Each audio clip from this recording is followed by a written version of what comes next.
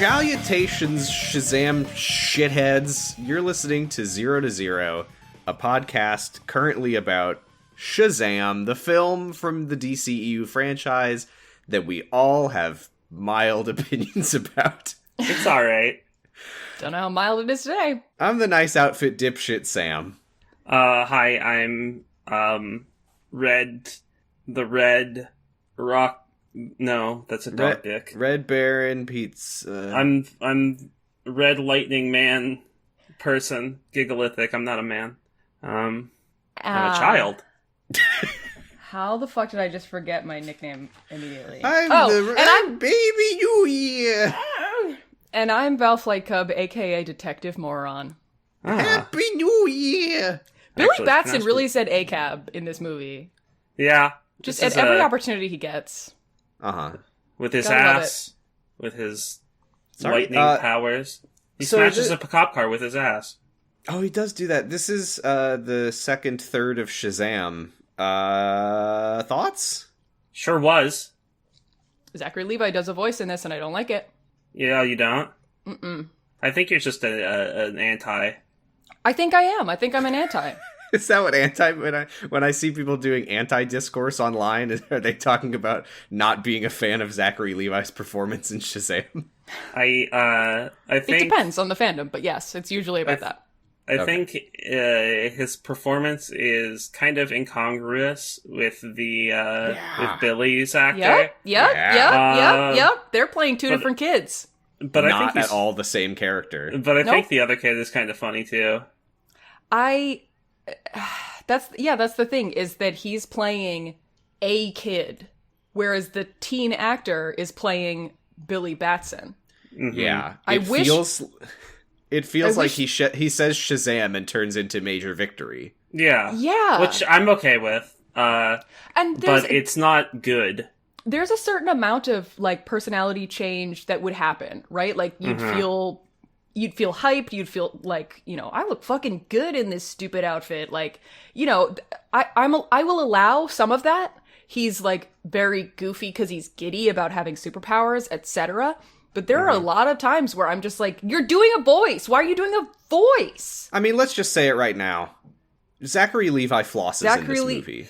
He does floss in this movie. Okay, I did like that though. I thought that was fun. I did laugh at I laughed several times. He didn't look like an adult flossing. That does not feel like Billy Batson in the body of a big guy being him. That feels like they were like, and then when Billy Batson says Shazam, he turns into wacky superhero character. Yeah, I feel like it could work as like if we saw that side of Billy outside of him being right, but we superhero never man, but do. we don't, so it just feels incongruous. Also, it was weird. We barely see Little Billy in this part. Yeah. He's almost entirely Shazam in this. Which to be fair, wouldn't you? No. Yeah. I miss that little Arya Stark boy. I mean, there's one scene that he really biffs it, so I don't know. Yeah. But I think, I like the younger actor. The thing is, like, it's especially obvious when it's when he's in scenes with Freddy, which is basically all of them, right? Because they don't have the same rapport. Because Billy Batson does not act like he is a kid. He is like, he believes himself to be more capable and more adult than he really is, right? Like that's because he's lives on the hard streets, right? And blah blah blah, right? But Zachary Levi is not playing that. Like Zachary Levi, I think maybe because you wouldn't see Zachary Levi the way he is in the costume and be like, oh, that's a kid in a man's body, unless he did this goofy stuff. But kids don't.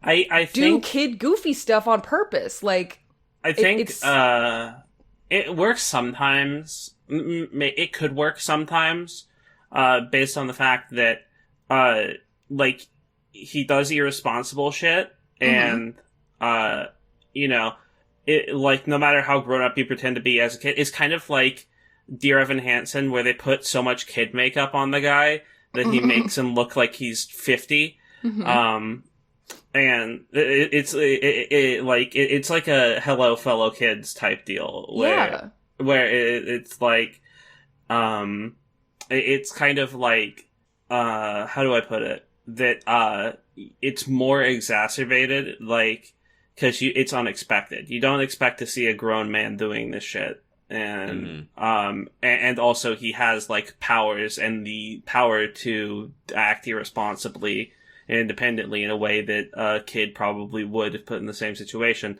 But also, it's a lot of the time just not very convincing. Like there are ways in which this could work. It's not a flawed concept, but it is it is a flawed execution. Yeah. I think part of the problem is that Billy has not really been characterized that strongly at this point in the movie. No, he's just kind of besides just being kind of angsty and wanting to be alone. Right. Like if there was one time where he was enjoying himself as young Billy. Yeah, so the fact that all we get from Zachary Levi is he's like, flossing, fart, haha, boohoo, eye of the tiger joke. It's just like, Billy hasn't done anything like that, so I can't see this as Billy. I feel like this might benefit from being like a serialized TV show or something, where it's like we get more time to familiarize ourselves with Billy as a character, but with a movie you have a very limited amount of time. I mean, 2 hours is a lot, but I think it's also just, I mean, maybe it's a directorial choice, maybe it's Zachary Levi specifically, but there's just something missing in the way he's, like, I wish that he had, like, I was thinking about this and I was like, this is a weird thing, there's no way to, like, do this in a non-creepy way, but I feel like what Zachary Levi needed to do to prepare for this role was, like, hang out with 13-year-olds and try to, like, be one, right? Like, you can't do that in a non-creepy way, so, like, I don't fault him for not doing it, but, like, it's like when you play an old... I mean, he did play a man-child on Chuck. Yeah. Right, exactly. But, like, so, like, when young people play old people, right, in, like, not in TV, but in, like, live theater and stuff, like, community theater, like, goofy shit, right? You're always, like, hunched over, and you're like, oh, and you were making a face the whole time, right? Mm-hmm. But, like, actual old people are just people who happen to have lived longer. Like, they behave the exact same way. They just sometimes say stuff like, I'm not going to be able to run up that flight of stairs as fast as you, or whatever the fuck, you know? Are always like, saying that to me. Or my dentures fell out, or, oh no, I shit myself again. Right, or like, there's syphilis going around my old person home again. I am constantly humiliating old people with how fast I can run upstairs. Yeah, it's true. You're just putting them to shame. Unfortunately, unlike me, these old people keep fucking beating me up the stairs, and I can't step to them. Please stop praying for my grandma. She's too strong. But you know what I mean? Like, people just act like people, and you know from looking at them or from having a better frame of reference, like, oh, that's a little kid. Like the thing with the walkie-talkies, right? Like where he's like, oh, some kid stole our walkie-talkie, and you know the police officers are like, we don't say that. Whereas, like, I feel like there isn't that in Zachary Levi's performance. Yeah. I think the last thing that I'll say about, just before we get into the actual is I found myself very, very bored, I guess I would say, with the fact that the main storyline of this part of the movie is like Billy and Freddie, their friendship is damaged by the way that the powers sort of go to his head. Mm-hmm. Which is like, that storyline I think doesn't work when they're not friends in the first place. Yeah. Because then I'm just like, yeah, I know, you don't like each other. I mean, it's kind of rote either way, but... Yeah. It doesn't really work when they don't have a very strong connection. Yeah, it's kind of similar where it's like, the power's going to Billy's head and now he's becoming kind of an asshole, but it's like, yeah, he's an asshole. Yeah, I was going to say that I kind of like that he is still an asshole, like because he was already kind of an inconsiderate asshole because he's a child. Right. Yeah, but it focuses on his greed, which is not really a thing that was ever actually characterized about. Like, the only thing also we really knew about him was that he wanted to find his mom. Which, also, by the way, has completely just... That is not part of the movie at all now. I don't know if it's his greed, particularly. I think it's more... I get more the feeling that he wants to distance himself from others. He wants to be independent, and when he realizes that he's, like...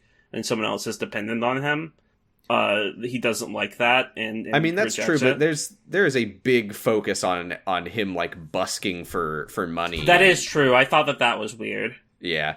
All right. Should we get into it? Weird thing to criticize a poor orphan for.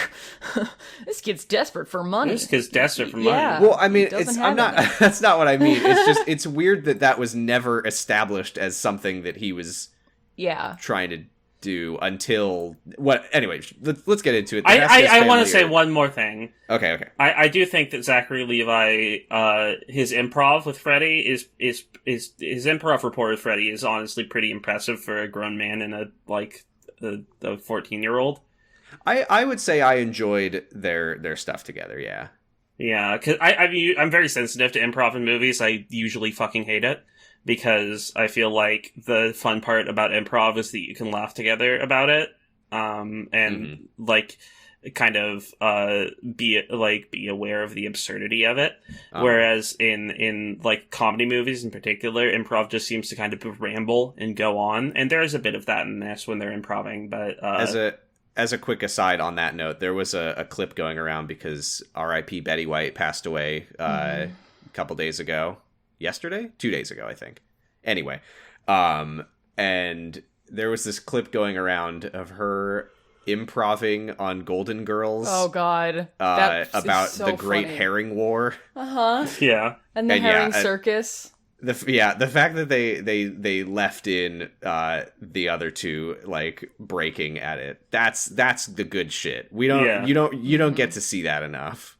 Yeah, and especially not in like a superhero movie like this. You look that clip up, everyone. Good clip. Anyway, let's get into it. The Vasquez family are looking for Billy. Pedro walks into the bathroom to throw away his homework, I guess, which is where you usually do that, and he finds his Billy's test notebook. that he got an F on. Yeah. He doesn't know what a fucking... He's bad at parabolas. He finds Billy's notebook, which doesn't come up again for this part of the movie, so that's nice. Maybe it never will. Maybe it never will. I was very confused about the fact that Billy's main motivation in life up to this point has been to find his mom, and now he has superpowers and he has super speed and he will get flight later, and he at no point does he I'm gonna use this to find my mom somehow. Nope. Whatever. Nope. Anyway, that's fine. I get trailer footage for the funny movie. Yeah, I did get a moderate chuckle out of this moment where Freddy's doing the dishes and he's grumbling oh, don't let me look for Billy. I can't help. And then Billy decides that the best way to reach out to Freddy is to aggressively slam a note onto the window that says "Don't scream" and wearing jump his scare hood, shove his Zachary Levi ass face up into the window. Yeah, that's probably in the trailer. That feels like a trailer moment. It all feels like a trailer moment. There's a lot of trailer stuff in this part of the movie. He makes a funny face. But yeah, Billy's like, oh no, it's me. Remember, you asked me about flight or invisibility. I was like, oh, that sucks. Blah, blah, blah. So Freddy meets him outside. He's got 911 pre-dialed. And Billy's like, look, I have proof. I did like when Billy tries to open his backpack to pull out the bullet that he did in fact steal from Freddy, and he accidentally rips his backpack in half. Yeah, I thought that was funny too. Because he has super strength. Yeah. He didn't realize. So he's like, I did steal your bullet. The bag is somehow, the Ziploc bag opens up and the bullet falls out immediately. And this is the one thing that we didn't want to happen. And then his suit pops open and his balls flop out. Yeah, and then a cop sees it and he's like, hey, what are you doing to that child? And he slips and he lands and he's on his like, bottom. No, I'm a little boy, you see. Officer, don't worry. I won't hurt you. I'm just a little boy. I'm just a little boy, you see. Do you guys remember that John Mulaney bit? So, I do. Is John Mulaney not canceled? I don't know. I don't know if he's... Isn't he canceled for, having a baby with someone and then breaking up with them? That's pretty fucked up. How's that our business? Sorry, that's not what happened. That's not what happened. I don't care. He and his wife split up, and now he has a baby with Olivia Munn. That is what happened. Oh. Right. I don't know. What about that is cancelable? He may be I don't know. cheating on his wife with her. I don't know. I don't really care. Other people can have opinions about not that. my business. Let's cut the whole... give a shit. John Mulaney is not my friend or family. Is it shitty to cheat on your wife? Yes. Yes. Do I care that John Mulaney cheated on his wife? Neither of which I know. Not no. I am not his wife. Okay. Anyway, I want that for you, Sam, but it's not true. I don't want that for me. Freddy asks Start if he manifesting. can touch the lightning bolt, I guess. And he like touches it, and it's like a plasma ball toy at a fucking museum gift shop, and it's like lightninging his hand or whatever. Yeah. Yes. Nothing happens up. Like, that doesn't come back up, but it is cool. No, I mean, he just has hand cancer now. Oh. Right. Freddy's really going through it. Yeah. He has a rough time in this fight. They're testing to see if he has different abilities. So first is flight, and Freddy's like, well, according to studies, 60%, 6 out of 10 of, according people who to are all able known laws of aviation, there is no reason that Shazam should be able to fly. Right. And he says, 60% of it comes from just believing that you can. And what is it? I'm sorry, the invisibility flight thing from the last part, like, okay, I get what you're saying. I think that's a real study. I think that was on This American Life or something. Mm-hmm. What is he talking about 60% of superpowers are about believing in yourself? Well, you see, like, this is a world where superpowered people exist, and this is Freddy's 40% of all statistics are just made up, so... But are they like doing a survey with the 5 superheroes who exist? I think that he's just saying something. Maybe, he might also just be saying something. I don't think he is quoting a citable source there. I think he is just a nerd who likes to pretend he knows things, like me. So Billy tries to like do parkour off of a car and face plants on the concrete. Mm-hmm. To try and can't do fly. this. Yeah. He says because of this whole belief equals flying thing, he says, I believe I can fly so many times. And as someone who gets songs stuck in their head easily, I did not appreciate that. I wish. Yeah, they never really drew attention to the fact that he's saying the name of a song. No. I wish he just says it like 8 times, and they just kind of like wink at the camera, like, "Hey, you know what this is a reference to?" I wish that like, are we gonna make the joke now? Jumped off the car. He should have said, "Bet you can't do this." On car. Or like, fuck R. Kelly or something like that. Yeah. So then they test it to see if he has invisibility. Freddy lies, and he's like, oh, where'd you go? You're gone. It's really funny. Violating the basic trust needed between a superhero and his manager. I think this is the first point for me of like this doesn't feel like Billy, because they wanted to have Zachary Levi like do a funny dance in his funny super costume. So Billy's like, oh, I'm invisible, and he's like dancing around. He's like, whoa, and then of course someone yells at him, "Nice outfit, dipshit." But this was my first point of being like, that doesn't seem like something that Billy would do. Yeah, Billy, if he was invisible, would immediately try to run away and look for his mom. right. Or at least kick Freddy in the nerds. And go on a panty raid. So this is his instincts kick in. He's like, I'm invisible, I have to go do a panty raid now. And then he's like, I'm gonna get you, Freeman, and he like points at Freddy, and lightning comes out of his fingers, and it goes into the utility pole, and like makes electricity go out in the whole street. Makes grandma's dialysis machine explode. Oh no. And then I wrote, gosh, I hope Zachary Levi isn't like this the whole fucking time. Oh, an ill portent.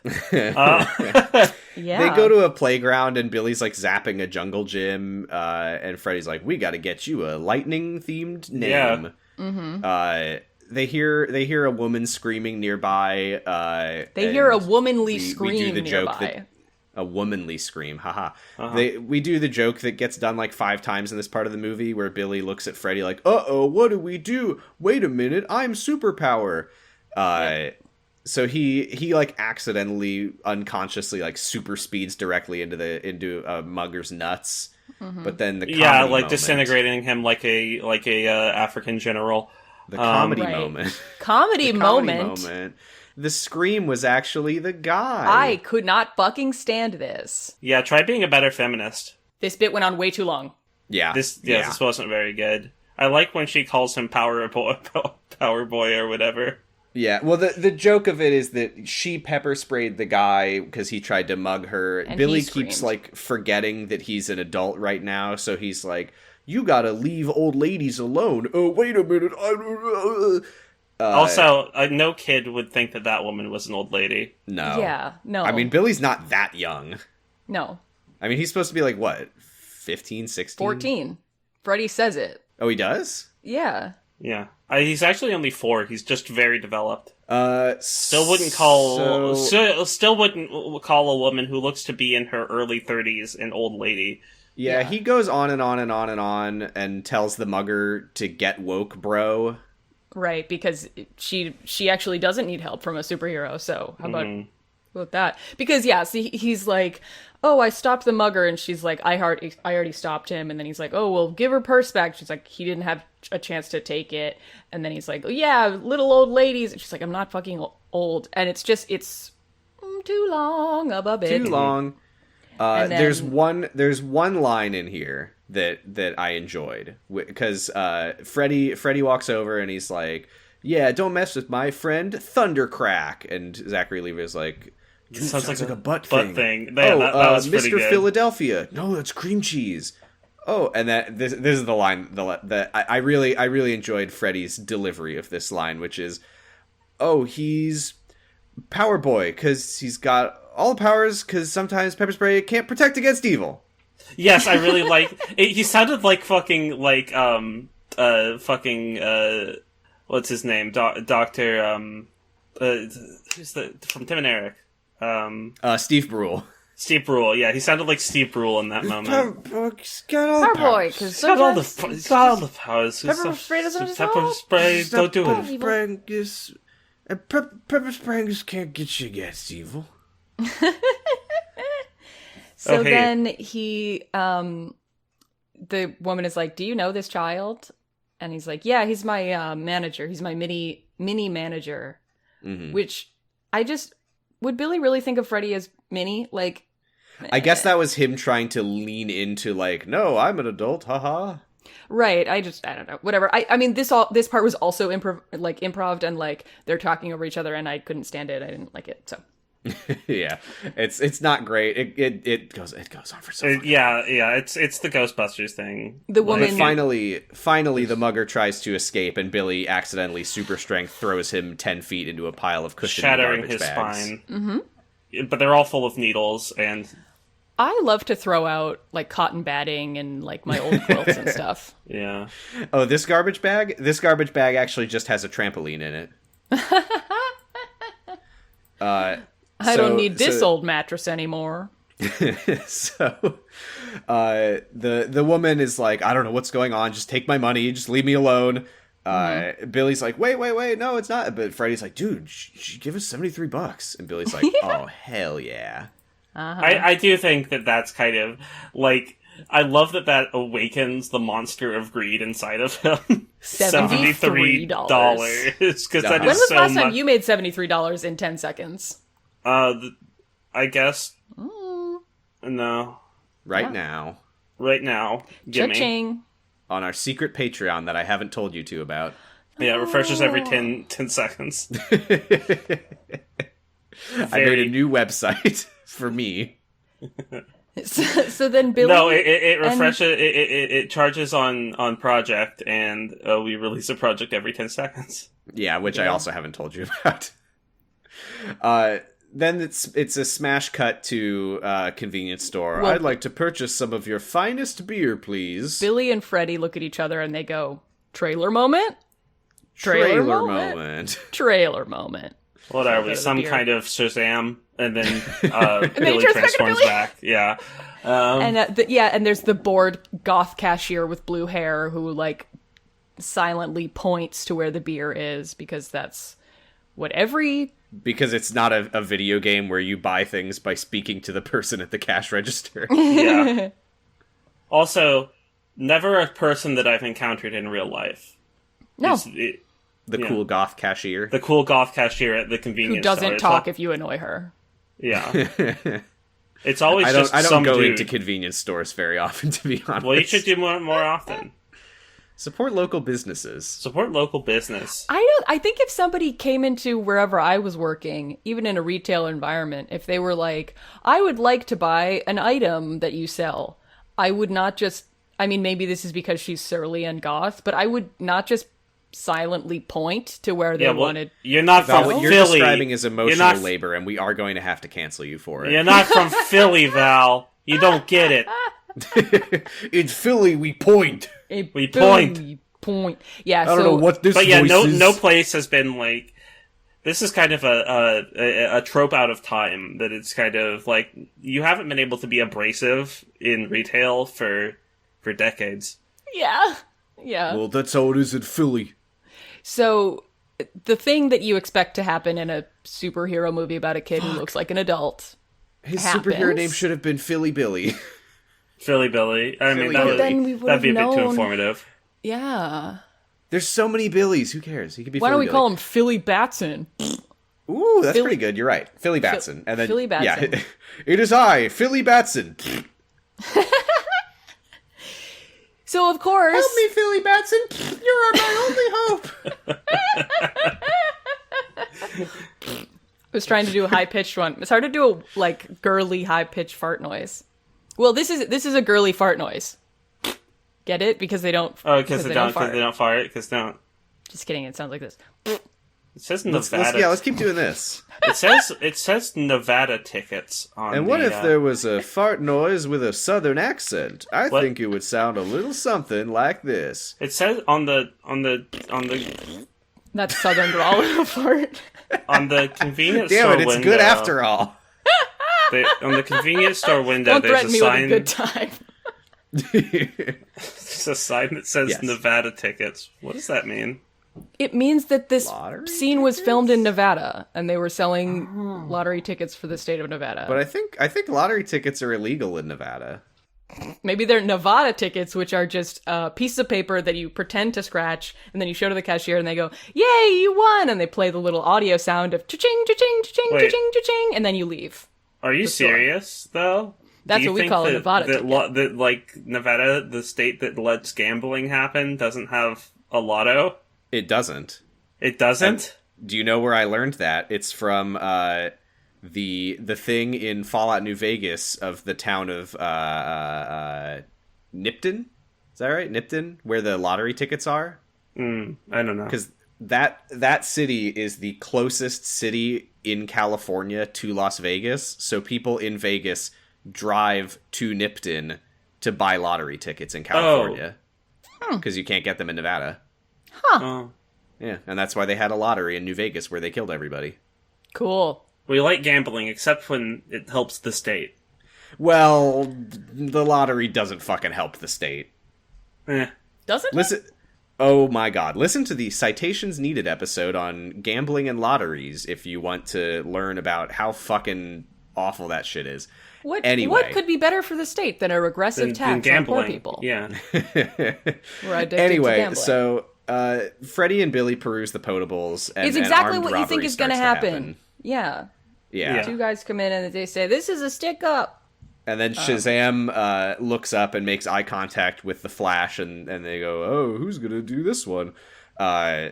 They do the same joke again, where Billy's like, "Oh, what did we do, man?" And Freddie's like, "You're a guy. You're the guy. You're the guy, man. You are capable of being the guy. You're the man now, dog." I didn't have a guy, but now I do. You are the guy. I have to give the movie credit because this got the one laugh out loud from me in this viewing session, which is where Billy runs over to the guys. He loses his nerve and he's like, "Gentlemen, you should put the guns away." Why don't he handle this like men? He disarms one of them, but the other one shoots him in the stomach, but he's fine. And Freddy's like, "Dude, you got bullet immunity." He pulls out his phone and he's like, "This is proof of what is about to happen. Proof of authenticity. Today is December 8th. Yeah, and Billy goes, "Oh yeah," and he gives the gun back to the guy and he's like, "Yeah, give me again, both of you." that made me laugh out loud. And they start to shoot him, and then when they shot him in the face was very funny to me. Yeah, they're shooting him. All the bullets are pinging off of his suit. Freddy's like, "Dude, guys, you're only hitting the suit. Can you try shooting him in the face?" And Billy's like, "Yeah, wait, what?" And then they do, and it's fine. But He's fine. I thought that was really funny because that is very kid-like of just we didn't think this through. Yeah. Oh, hey, can you light this firecracker in my ass? This poor fucking cashier. The bullets all ping off of Billy and hit her. So it is, I mean, it's cool because it's like, who needs the bullet that fell into the grate? You got bullets right here. Yeah, you got all I was the surprised that they didn't actually address that. I thought I thought that Billy was gonna like scoop them up and be like, "Here you go." Yeah, me too. Turns out the real bullet was in our hearts all along. Oh god, they got him. So then they throw Billy throws the guys through the window. Yes. And then this is again where Zachary Levi's doing a voice. They're leaving the convenience store, the liquor store, with a 6-pack of beer. And he's like, sorry about the window, but you're welcome for not getting robbed. And he's doing like a little kid voice, like I just did. I thought it was funny. I thought it was like how Billy talks. And then, of course, they each take one sippy of beer and, ew, it tastes bad. And they spit it back out. Beer does taste bad. This movie they buy does a a bunch good of job. snacks instead. Yes, and then they go back and steal a bunch of snacks. I assume they bought them. They have $73. Yeah. Minus whatever the beer cost. Yeah. Hey, can we rob you now that we stopped the robbery? That would be a twist. That would be funny. This was another fucking trailer moment. Like, everything in this part was in the trailer, except for all of the horrible violence inflicted by Dr. Sivana. Holy shit. But we'll get there very, very soon. They, like, walk by a woman outside, and Freddy's like, hey, my friend here is a superhero. His name's Captain Sparklefingers. And Billy's like, that's not my name. Yeah. Then they run away as a police car pulls up. Billy is like, hey, lady, we should hang out. We're the same age. And then, Freddy, like... This is unethical ever. This is an ethical knot that that we will not untangle. Nope. I think this movie does a good job of never actually showing Shazam do crimes. That would be bad if, like, I mean, there's a part later, he does do one crime. Mm-hmm. No, he doesn't. That I don't like. He chickens out. That's the thing. They chicken out. What? You what might are not. Talking? I think Giga and I are thinking about when he almost kills a bunch of people. Oh, I was thinking when he tries to go into a sex workplace. Oh, I was thinking about when he almost kills a bunch of people. Which I was thinking about the ATM thing. The sex workers did not consent to showing their bodies to a child. Well, fortunately, it doesn't happen. Okay, so they go to the top of the steps from the funny movie Rocky, and they're like watching for crime, but nothing. They're like, "Oh, quiet night," even though the 2 attempted robberies that have happened in the past 5 minutes. Also, you're in like the commercial district. Yeah, there's nobody around because nobody lives there. Mm-hmm. Freddy is like, "Oh, you're cool like this. The regular you was kind of a dick." Mm-hmm. True. He says it more delicately, and then Billy's like, "I was a dick." Oh yeah, Billy's the one who's like a dick. Yeah. This is again where the way he's talking goofily is excused by me because they are sleepy. Shazam. Yes, they were making a point of how much they were both yawning, which I did appreciate. There was a contagious yawn. I thought that was great. Like they show Shazam yawning while he's talking, and then they immediately go to Freddy, who yawns and then talks. Realism, gritty. So yeah, the goal now is how the fuck do we turn me back, because we have to go home because it's late and I'm tired, but I can't walk into the foster home looking like this. And we go back to the Vasquez home. That's their name, right? That's what I wrote it down as, but I actually don't remember because it was 2 weeks ago that we watched the first part. I think so. Okay, great. So yeah, Rosa and Victor are like, Victor's like reassuring her. He's like, yeah, we ran away a ton of times when we were his age. Mary ran away twice. And it's like you said to me last time Mary ran away. It's not a home until you call it a home.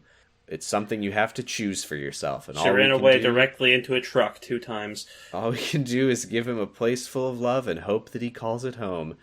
And continuity win. Continuity win. The electricity is out, and Victor is trying to turn it back on. Why was it out? No, it wasn't. Because Shazam hit the utility poles. Oh. Was that... Is that not what was happening? I thought he was just setting up a Christmas tree. Yeah, I think he was just setting up a Christmas tree. Never mind. No continuity. Val, continuity. God damn it. Continuity novice. Continuity cringe. But they're sneaking back up. Yeah, they sneak back up. Freddy or Billy like creaks a step on the way up. Freddy tries to cover. He's like, "Oh, I got lost on the way to the bathroom." But fucking dumbass idiot Billy, as they're sneaking back up, goes, "Good night," in his adult voice. Yeah, you just got here, bud. You don't have that compulsion yet. I don't know. It's very hard to not say goodnight when somebody says goodnight. That's true. To you. But it is his second night there, so yeah, maybe he wouldn't have developed that habit yet. Yeah, especially since his whole thing is that he's like a loner and he doesn't like living with other people. Anyway. Yeah. Maybe because he was caught in the like, oh, we have to be normal. Like, let's pretend to be normal while I'm sleeping. Yeah, I guess so. So Freddy's like, oh, that's Billy. He's back, but he's got laryngitis. Good night. Let's go. I laughed at this part. Where they sneak into... no, he's just like, laryngitis? What the fuck? Oh, yeah. Billy chooses to hide in Darla's room, but she wakes up and he super speeds over to her and covers her mouth, which Freddy points out is probably not helping.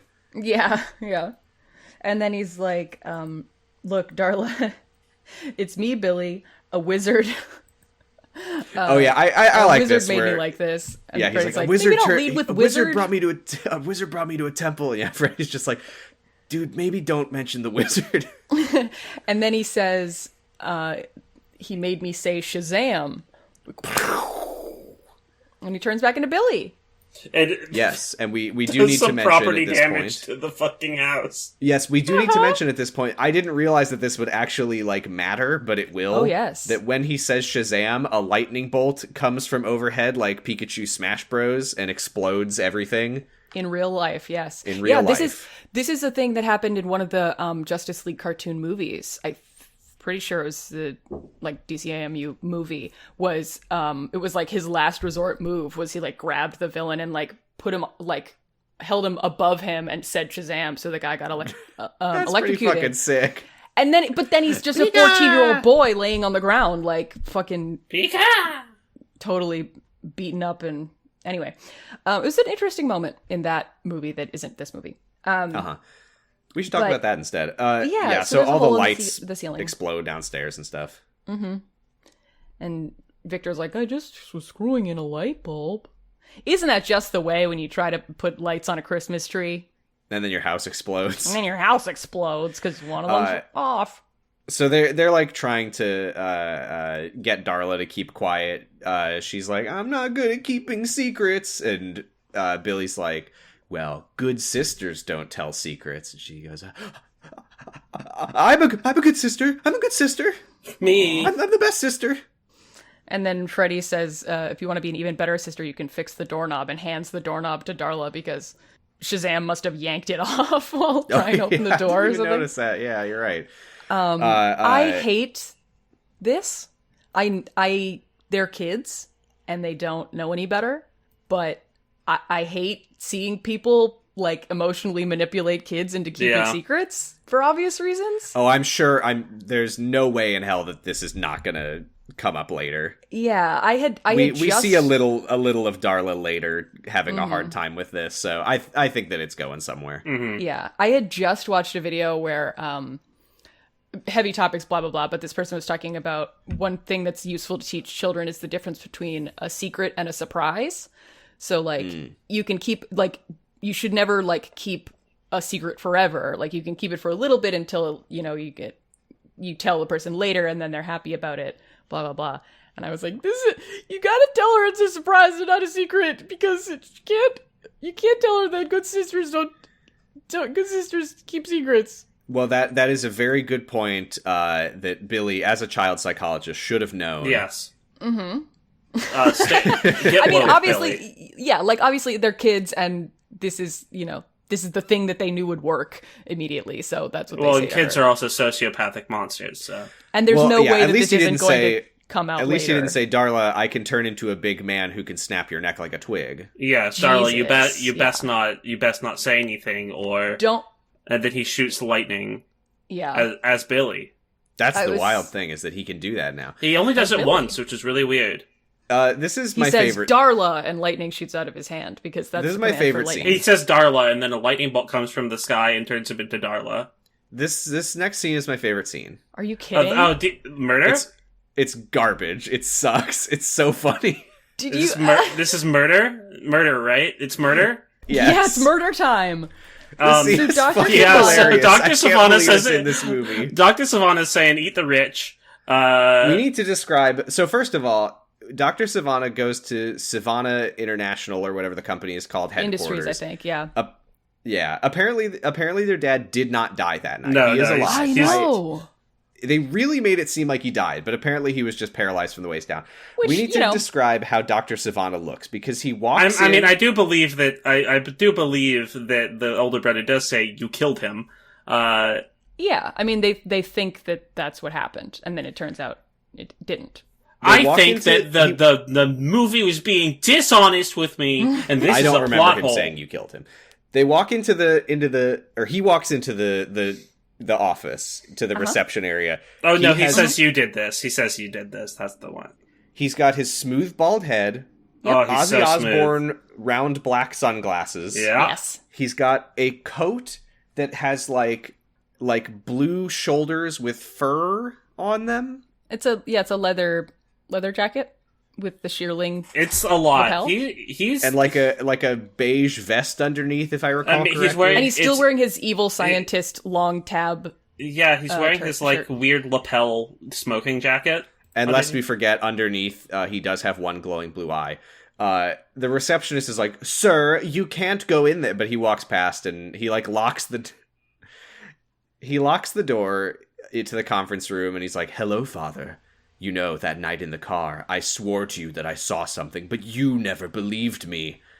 And the older brother... Can I just say also, I like the detail of he walks into the conference room and to lock it, he presses a button that was blue that turns red. Like, that's such a Stark Industries, kind of really, high tech for no reason, kind of bad fancy. UI also.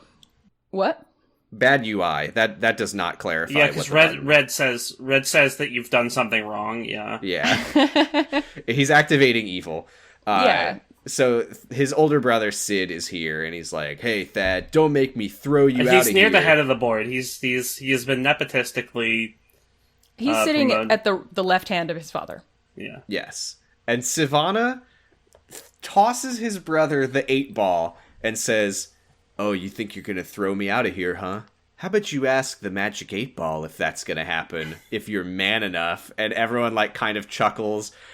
And then he says, "Let me spoil it." And he picks up his brother and just one arm side throws him out the window of the skyscraper to his death. Mace Windu's that motherfucker. And he looks out over the shattered window as his brother falls and says, "Outlook not so good." I love this motherfucker. It's so... Oh my god. Dr. Sivana is maybe my favorite villain so far in this. So fucked up. He's such a bastard. The 8-ball. Come on. Memory on this guy. I mean, seriously. He's I so know spiteful. that this was a formative night for him, but he literally remembers the exact phrasing of how his brother was making fun of him before he went to the wizard cave. He remembers the guy going, "Will Thad ever be a man? Outlook not so good." He's so spiteful. Do you remember the only other scene that you were in? Hey, question. Where was he holding this? In his asshole. Because did he just have one big bulging pocket of his leather jacket, or was he holding it in one hand? I'm telling you, he's been doing kegels. I love the idea of him preparing for this moment, because he's getting on his coolest outfit, and then he's like, I'm gonna do a fucking bit with the 8-ball, actually, and have you go and fish it out of a box, or does he keep it on display? No, he had the 8-ball when he was in the room listening to the interview with the person who saw the wizard. Oh, okay. So this is he's his thing. Kept that 8-ball on him his whole life. Okay. He's he's been waiting for this one for a long time. What if he's like, let me spoil it for you, and he shakes the 8-ball and he looks at it and it's the symbols and he just goes and then he's summoned back to the wizard dimension. Oh god. So he basically looks at his dad. What if he gave his brother the 8-ball and the brother got the symbols and was whisked was away. zapped away. Yeah. And a different wizard's like, "Well, hi." So we he don't looks have at any his powers dad. for you. No. He looks at his dad and he says, "You know, Dad, if you continue down this path, you're gonna have a bad time." And he takes off his glasses, revealing his one glowing blue eye. I tweeted this on our account 0to0_pod on Twitter. I cannot emphasize enough. The camera zooms in to show only the blue shoulders with the fur padding, the glowing blue eye, his bald head.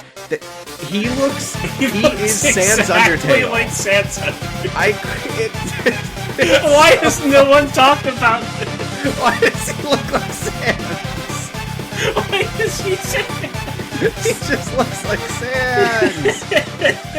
He says, He's "Hey, Sivana father. after not surviving. It's killing me. Father, if we continue this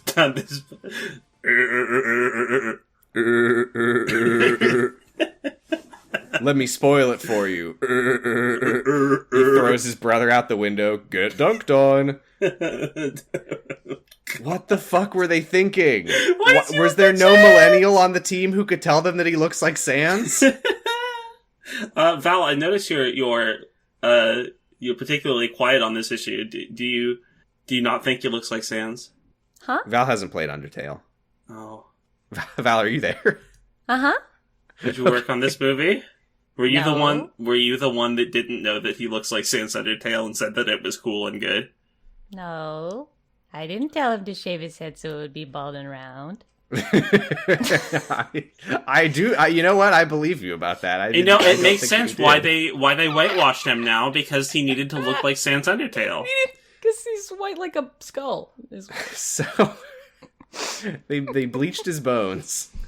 So a cloud of smoke pours off his face and turns into the Sins, but now they're monsters and not statues. Mm-hmm. Everyone is screaming. One of the Sins, picks a guy up, and it looks really bad. The Sins look awful. First of all, the guy knows what movie he's in. The demon does not. Because the guy is, flailing around, and he's like, oh no! He's, goofy scared. Except this demon is, greebled to fuck, first of all. Second of all, is, really snarling and evil sounding, and then bites the dude's head off. Bites his head off and throws the body out the window. Like he's a fucking shrimp? What? Oh, I don't like to eat the tails. There's also this happens in a lot of... I was I don't think people bite the head off the shrimp and throw the rest away. My family does. That's how they do it. This happens in a lot of fucking... This kills the man. This happens in a lot of restaurants. No, this happens in a lot of movies when people are forced to act against golf balls. Where it's the crowd's running away, and someone when the lady comes face to face with the one that you know is the lust demon because it has a long tongue. And she's just she's just kind of breathing heavily and looking her sight line is not quite on. Yeah. I was actually going to say, I was pretty disappointed. I felt like the Sins really did not get enough, cool Sin-themed design. No, the Lust one isn't even a sexy lady. And you could, that was annoying to me because they looked kind of, vaguely, gargoyle-y, demon-y, whatever things. And it's okay, there's 7 of them, maybe they don't look like the Sins, but then one of them is, really big and fat, and it's oh... That one's gluttony. Cool. Yeah. I mean, I'm glad. I will say, I said earlier, I want to make it clear, I'm glad that Lust is not a sexy woman. Yeah, but it is a dude with a huge dick. Greed has 4 arms. 4 arms. To grab more stuff. All the better to grab you with. And 4 all skins. The better to hold stuff with. My grandma, you have 4 arms. We're not going to talk about what I said? No, we're not, all Giga. Right. We're not going to talk about it. I don't know if I heard... What did you say? No, it's better this way. You'll hear it while editing. I will. Here. Note to self. Put in a funny clown horn sound effect if I liked it. And 4 skins. Okay, great. What do you do if you don't like it? We just continue with the pod. We just keep on rolling. A not funny clown horn sound effect. I'm gonna leave. I'm gonna leave my room now. No. So then, yeah, they're terrorizing everybody. these demons are letting loose and killing everybody in the board. And then we funny cut to the receptionist outside, who's like, I guess the office what's is going on in soundproofed. there? Yeah, because there's just like muffled thumping and stuff. Is it supposed to be funny? Usually we have to bring in the adrenochrome children before it gets this wild. I didn't think this was supposed to be funny. I thought this was supposed to be horror. It seemed like it was supposed to be funny, but then, of course, he's like, "Oh no!" and looks at it, and because he goes to check. He's like, "Everything okay in there?" And then like everybody starts like pounding on the frosted glass, like fucking Human Centipede poster, right? And we just see like their like shadowed arms and hands like pounding and screaming for help, getting pulled away. Yeah, and then he runs away. It's definitely not funny, but it looked like it was maybe supposed to be until it was horrifying. I thought it was supposed to just be a jump scare. Maybe I was just listening. Maybe I was just watching it like on my laptop, so I didn't hear the like tense music under the receptionist scene. So maybe I got the wrong. Well, the receptionist was farting and playing a trombone the whole time, so that might have thrown you off. Well, I saw his rainbow afro, but like I didn't think it was related. You got confused because he was watching Madagascar on his personal DVD player. Right. So then Sivana... So everyone is dead except for personally, Dadius. my eyes were caught by the fact that he was wearing tidy whities. Over his pants. Over his pants, yeah. So everyone's dead except for Dadius. Mm-hmm. And Thaddeus. Thaddeus did not die. No. And he's like, "So, father, I think I will shoot you with a shotgun this time." That's a reference to Kyle XY. Okay, no, this moment, you mentioned him remembering things. This moment really bothered me, where his dad's like, please do. And Thaddeus is like, "You can't go crying to other people all the time, father. Remember that scene? Remember when you said that to me? Now I just have a bunch of... My brother of... stole our magic 8-ball. Now I just have a bunch of ZBrush demo monsters I found on ArtStation." Yeah, and he says, asking, like, making one reference... What scene fits you best, father? He's just really hung up on this shit. Making one reference to the exact words people said that night is one thing. Making two is, like, a bit much. Not that Dr. Sivana is, like, concerned with being too much, but anyway. How should I kill you, father? Maybe I'll hit you with a car? Yeah, maybe I'll hit you with my big bat and kill you right in one shot now. Maybe his dad... sex. His dad's like, "Please, I'll give you the money, I'll give you the company, whatever." I'll make you climb up on a brick wall in a little sailor suit and lick your lollipop until you fall off the edge. Maybe I'll hit you in the head with a magic 8-ball. But then Thaddeus is like, that's your sin. Greed. You think that money is power, but this is power. I'm the most powerful man in the world now. But then one of the sins says, "Actually, sire, there is one more powerful than you." Mm-hmm. I have a question, if either of you experienced this. The one that says there is one more powerful is like 500 times louder than everything else in the movie. Yeah. I did notice something weird about the audio. I didn't notice that it was loud, but it was kind of like, I mean, I think it's supposed to be like in Dr. Sivana's head. Yeah, it's not, yeah. But yeah, it is. I mean, it was certainly directly into my brain. Yeah, for sure. Father, I am the most powerful. Actually, sire, there is one more powerful. Yeah, so Sivana looks into his eye and he says, "Mirror, mirror on the wall, who's the most powerful of them all?" And it's Shrek. It's this guy named Dr. Zapsalot, actually. And so they say the wizard found his champion, but he's not at his most powerful yet, so kill him now while you still can. Kill him now, time travel back in time and kill baby Hitler. Killing a kid in time saves killing 9. But hey, this time he doesn't even have to kill a kid and go back in time to kill a child. He can just do it. He can do it today. And he reabsorbs all the sins except greed, who he leaves behind to rip his dad apart. Mm-hmm. We see it. We see him starting to rip his dad apart. He's like, oh, and Greed, you can have him. And he walks out and the doors slowly close as we see the dad, like, look at Greed and be like, ah! And Greed, like, ah! And then we still, the doors have not closed. I mean, this is Greed kind of jumps onto him and you just see all 4 of his arms, like, start to tear him apart. Like, you don't see the dad, but still. The absurdity of, like, rating systems for movies is that, like, I think this movie is, like, PG-13. Yeah. It's more violent than like Aquaman, who says fuck twice. This is exactly what he doesn't. He says it once. This is exactly what I was saying about Aquaman, though. This movie, in so many ways, is for kids. Yeah, like, and then all of the comedy is stuff that kids would laugh at, where they're like, butts and farts. Whoa! There's a scene where he like has to super speed to the bathroom to piss his pants or whatever. Yeah, and I'm like, why is it so violent? It doesn't need to be so. This movie should be PG for kids. Somebody in the Potting Bros Discord was like, oh, I hope, like, I wonder how you guys felt about the extremely different scene, like the totally completely Sean. Different scene. Yeah.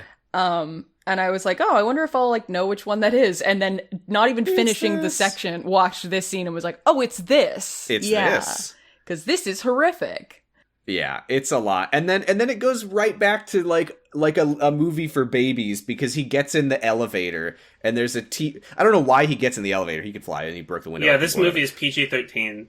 Yeah, and he gets in the elevator where there's like a TV screen playing a thing that's like, at Sivana Industries, our real focus is family. And he like punches a hole in the screen. I'm like, that is for babies. Yeah. That is for babies to watch and go, oh, because he don't like his dad. I wish we knew what Sivana Industries did. All this elevator scene was missing. I think it's probably like a large herring pickling company. Ah.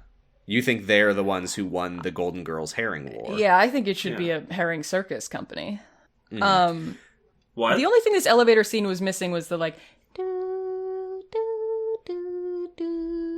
Mm-hmm. Yeah, I was kind of excited when it was hanging on him in the elevator because I thought it was going to do something funny, but it didn't. Or he has to like sidestep the piss puddle from the receptionist. Yeah. Oh yeah, the receptionist did get away. Like, what if the receptionist was just in there when he had to go? Yeah, the receptionist is fine. Receptionist is fine. Phew, my favorite character. What if he held the door for the receptionist? So we're back to school. Going down. The bullies love to park like dicks. It's so weird. Like, why? What? They're just parking on the sidewalk in front of the school. They pull up. Yeah, they pull up to directly in front of the school with like their front right wheel on the sidewalk. I'm sorry, if they were doing that regularly, they would be getting towed every day. Also, it's replaced December. They've been doing this for 3 months. They replaced the Dodge branding on the truck with something that just says Dodo. Because they like walk into the school.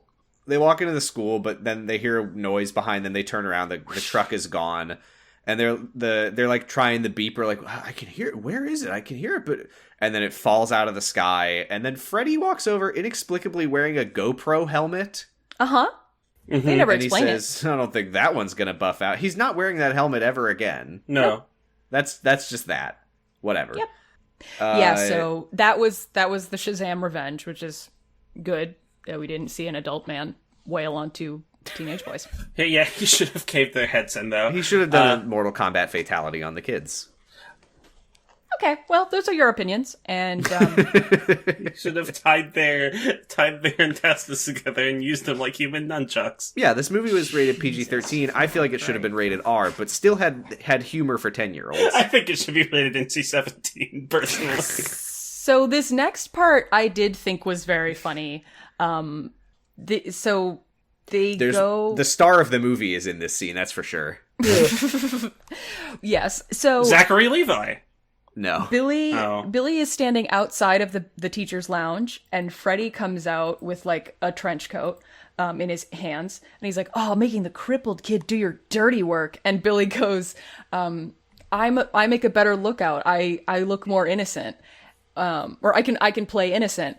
And Freddy's like, I can't play innocent. And Billy says, your face gives off a very strong vibe of someone hatching schemes. Yeah.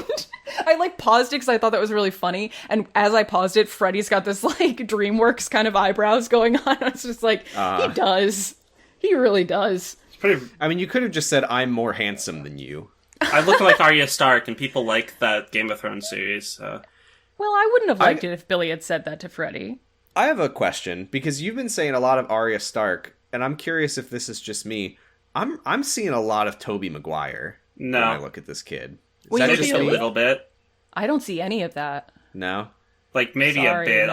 I can't see it through the Arya Stark. That's fine. Maisie Williams, the actress has a name. I'm famously terrible with faces. I want to give a shout out to the star of the movie. Cliff Saunders is the actor's name, who plays really the school security guard. This man is hamming it up so fucking hard. He's like wagging his finger at them, and he's like, you two little punks, your dad's gotta be here if you're getting picked up from school. It's so fucking over the top. I really liked it. It is. I mean, he knows what movies he's in. Yeah. I'd also like to say, this might just be the eyebrows, but Freddy reminds me of Mae Whitman, who plays like Anne in Arrested Development. Like, okay. Her? Anyway, security guard is like, you gotta have an adult present to let you out. Because they're like, oh yeah, our dad's picking us up, so he's just... An adult present? Like socks?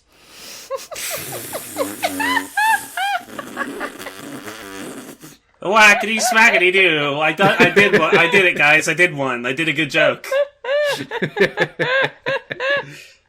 That's a solid joke. So Billy's like, oh yeah, my dad, he's just off screen, and he goes. I liked it. I can tell. So, they go around the corner. He goes around. Yeah, just remembering it. He goes to around the corner and he's like, Shazam, and he comes back as Shazam with the trench coat on, and he's like, oh, hello, my other son, who's related to the first son that I just passed, and we're gonna head out. And this was again, Zachary's doing a voice. He's doing a voice. I liked seeing him wearing a giant lumpy trench coat. He flips the lapels up so it's like fully, yeah. I kind of rolled my eyes at the we haven't really called it out. The humor in this is very Joss Whedon to me. And one of the biggest examples of that is when Big Billy walks in and goes, "Hey, sorry, got held up at the business office doing the work stuff." Yeah, because Billy's like, I did roll my eyes at that one. However, what I did enjoy is Big Billy going, oh, you must be the security guard that my sons are always praising and all saying the kids that admire. That they look up to him so much. And what does Freddy say? Freddy's like, no, not this one. This one sucks or something. Yeah. That is funny. That's like, Freddy is just like, no, but because Billy says like our dad was going to pick us up, but he got held up at the business office, which is just parentheses large. Whatever. Yeah. So Big Billy is like, all right, thanks for your service, he like leans in at the name tag and he goes, Detective Moron, and he leaves, and then the guy goes, it's Moran. Which is I love this guy. He's so sad. They walk the out. Range the on this guy says, from the hammy finger wagging to the it's Moran. It's Moran. It's depth. I love this guy. More of this guy. Now, Giga, you told me before the recording that you have a surprise new segment for us. I do. That you would like to do right now. I do. I've been thinking about it for a few hours. And I would just I think a question. We see all these villains, and they do a pretty poor job of dispatching our superheroes. We often have a lot of critiques, but I think we should maybe take it on ourselves now to ask how, and there's no better time to do this when our superhero is a literal child, how we would kill, maim, or otherwise disable our superhero. You want me to say how I would kill the child? Or just, how do you defeat Shazam? I mean, you kick him in the nuts and he goes cross-eyed until his eyes fall out of his head. head. But no, your puny mortal foot doesn't affect his godly nuts. So we will learn later that only magic can defeat Shazam because his powers are magic in nature. True. So and I don't have magic powers, which means I'm gonna have to go for a magic trick. No, my. So in He'll be order like, oh to, my god, where'd that dove come from? And then he explodes. Shazam is in an interesting position in that he has a form in which he doesn't have access to his powers, but it's very easy for him to transform. He just needs to say Shazam, right? Mm-hmm. But how can you prevent someone from saying Shazam? That's Duct right. tape their mouth. Exlinguation. Oh, Jesus Christ. Now, does that mean cutting his tongue out of his Yeah. mouth? Okay. So you're proposing that you would go up to this 14-year-old? Yes. And remove his tongue from his mouth. I'm the villain. Right. That's a bad guy thing to do. That's not a good thing to do, in my opinion. This segment was proposed as a nice break from the content. I didn't say it was nice. What's your default disposition that you needed a break from the funny jokes we were doing to talk about this? Here, let's Well, go what's with... your answer, Val? I don't want to think about it, Giga. That's my answer. That's pretty weak. Let me say my thing, because we know that magic can defeat Shazam. So I'm thinking about a magic trick that anyone can do that would defeat him. Okay, yeah. Mm-hmm. So I would saw Zachary Levi in half. That is true, yeah. That will work. I would put him... But then refuse to do the second half of the trick where you unsaw him in half. That's right. And now the top half of his body is hopping around on his arms, trying to fight me. I would do the thing where I sort his, move his parts of his body around, and so he has just legs in the middle. Oh, yeah, where he's in the separated boxes. Mm-hmm. A classic of magic. I would do the cups and balls, and I would blow his mind, and his head would explode. Yeah, I would mind freak him like Chris Angel. I would mind freak Shazam to death. Problem solved. I mean, he has the magic of Shazam, but he has the mind of Billy Batson. So I would say, if you promise to surrender this fight, I will give you a big wet kiss on your cheek. I will give you V-Bucks. Yeah. And he would go, a wowza, a wooga, and then he would say Shazam holy also. moly. Holy moly, and turn back into Billy Batson. And then I would say, I'm not going to do that, you're 14, goodbye. Gotcha. Wow, you would lie? Yeah, I would lie. Oh, okay. Oh, I didn't know that was where we draw the line. I wouldn't do something as disgusting as lying. Just kidding. No, I would. Especially to a kid. Well, that was a fun trip down how would we kill this child lane, apparently. I'll come up with a better one next time, guys. All I could think of when you said that was the fucking that gif of the bread industrial bread kneader with the green bread in it, and somebody was like, this is what I'm doing as soon as I see Baby Yoda. Yeah, no. Why are we doing 100 ways to kill Shazam? No. It's not.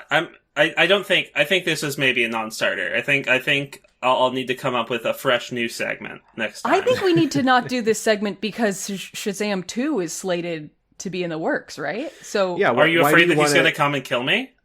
Well, no. But you're gonna reduce the amount of content that our podcast has. The villain is gonna listen to this, and Shazam 2 is gonna be a lot worse because he's not gonna survive it. Well, again, yeah, no, I think we gave him ideas on how to defeat him. I think maybe I'll try again next week. I'll bring something better next week. I'm sorry.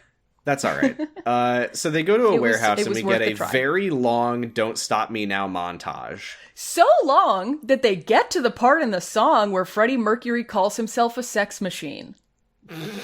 I mean, maybe Shazam is a sex machine, but he shouldn't do it until he is of age. And ready. So emotionally. Apparently the shady thing that they were doing at the school was just like getting some textbooks so that he can explode them with his powers, I guess. I'd love no, to the do shady that. thing they were doing at school was they were stealing a teacher's jacket to And also sneaking out of check school themselves early, out. yeah. Oh, is that what they... Yes. Wait, they were stealing the jacket. Uh-huh. I thought that they were using the jacket to hide something that they were stealing. No, No, they are... I think they're so what's happening is Freddy is like tossing books or books into the air, and then Billy is zapping them with lightning like it's a clay pigeon, and he's saying the subject of it as each one goes. I think they're his like school binders. Like I think it's like he's like, we don't have to go to school anymore, don't need these notes. Bit. That's stupid. That sucks. Yeah, they're kids. That's And it sucked that Shazam, not very feminist of Shazam to destroy those binders. They're full of women. Now there's a reference. There's that we a all reference, can yeah. laugh at, except for me, because I didn't. Remember 2012? They're filming superhero power tests. This is where Big Billy flosses and then punches a hole in a concrete pillar. Which, I mean... I think that's funny. I think if you were a kid and you were like waiting for your friend to get ready with the camera, you would like, do something goofy. I mean, that's what I did. My thing I'm is... flossing right now. I wouldn't mind Big Billy flossing if it felt like something that Billy would do. He just doesn't seem like he would do that. Yeah, this is the thing again. If we'd never see happy little Billy, happy so we Billy, don't know everyone. what he's like when he's like silly. Mm-hmm. So let's see. Billy. Let's just blast through a bunch of this. He tries to fly by like running down and up a half pipe, but he fails. Freddy breaks a bat on his chest. Billy tries to cut off his hand with an axe, but the axe breaks in half. They try laser eyes, but he can't do it. They try. Freddy is putting all of these videos on YouTube and getting hundreds of thousands of views and thousands of followers or thousands of subscribers.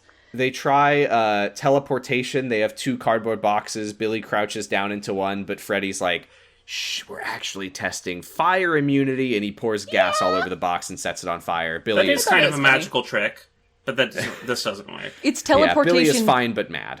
Teleportation test number 2, secret fire immunity test. Yeah. We do see, as they're putting all the videos on YouTube, they have a bunch of different names for him. They call him Power Boy, Red Cyclone, Zapped in America, Sir Zaps a lot, etc., etc. Zapped in America is a raisin choice.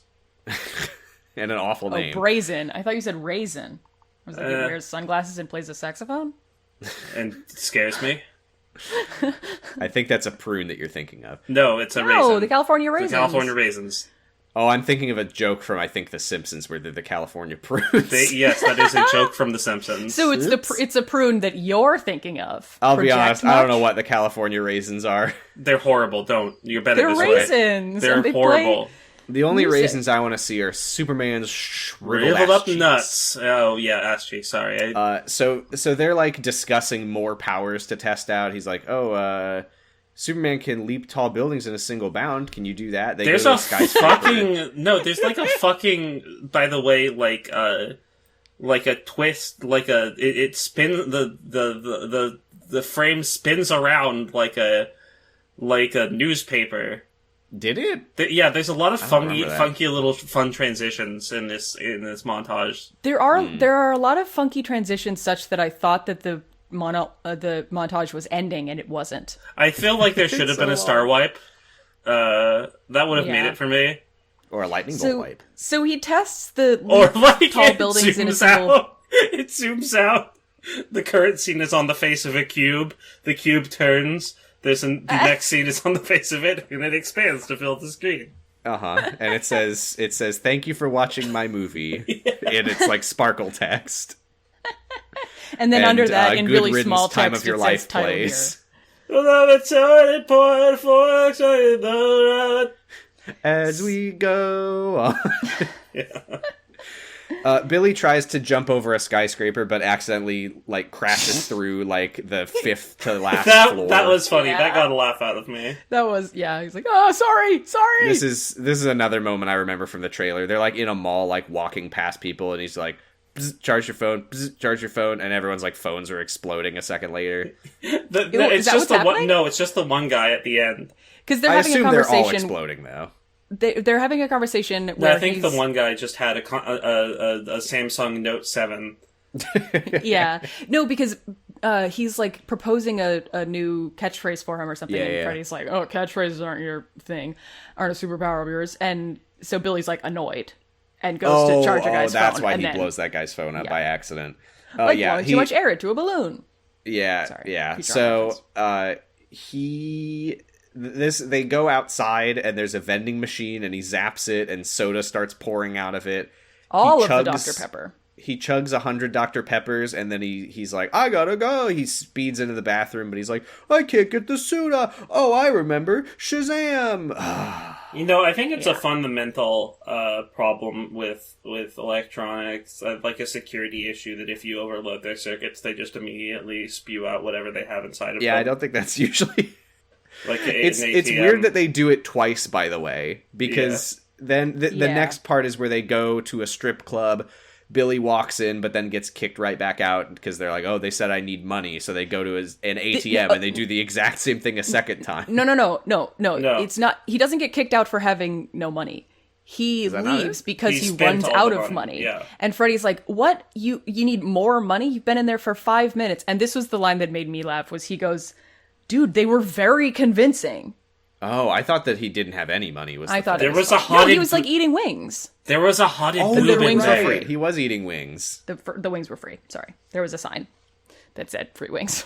There was a haunted boob in there. There was a what boob? A haunted boob. What? Have neither of you watched... Val, understandable. Sam, have you not watched Half-Life VRAI? I haven't watched all of it. Okay. Never mind then. I'm putting the barrel of the gun in my mouth.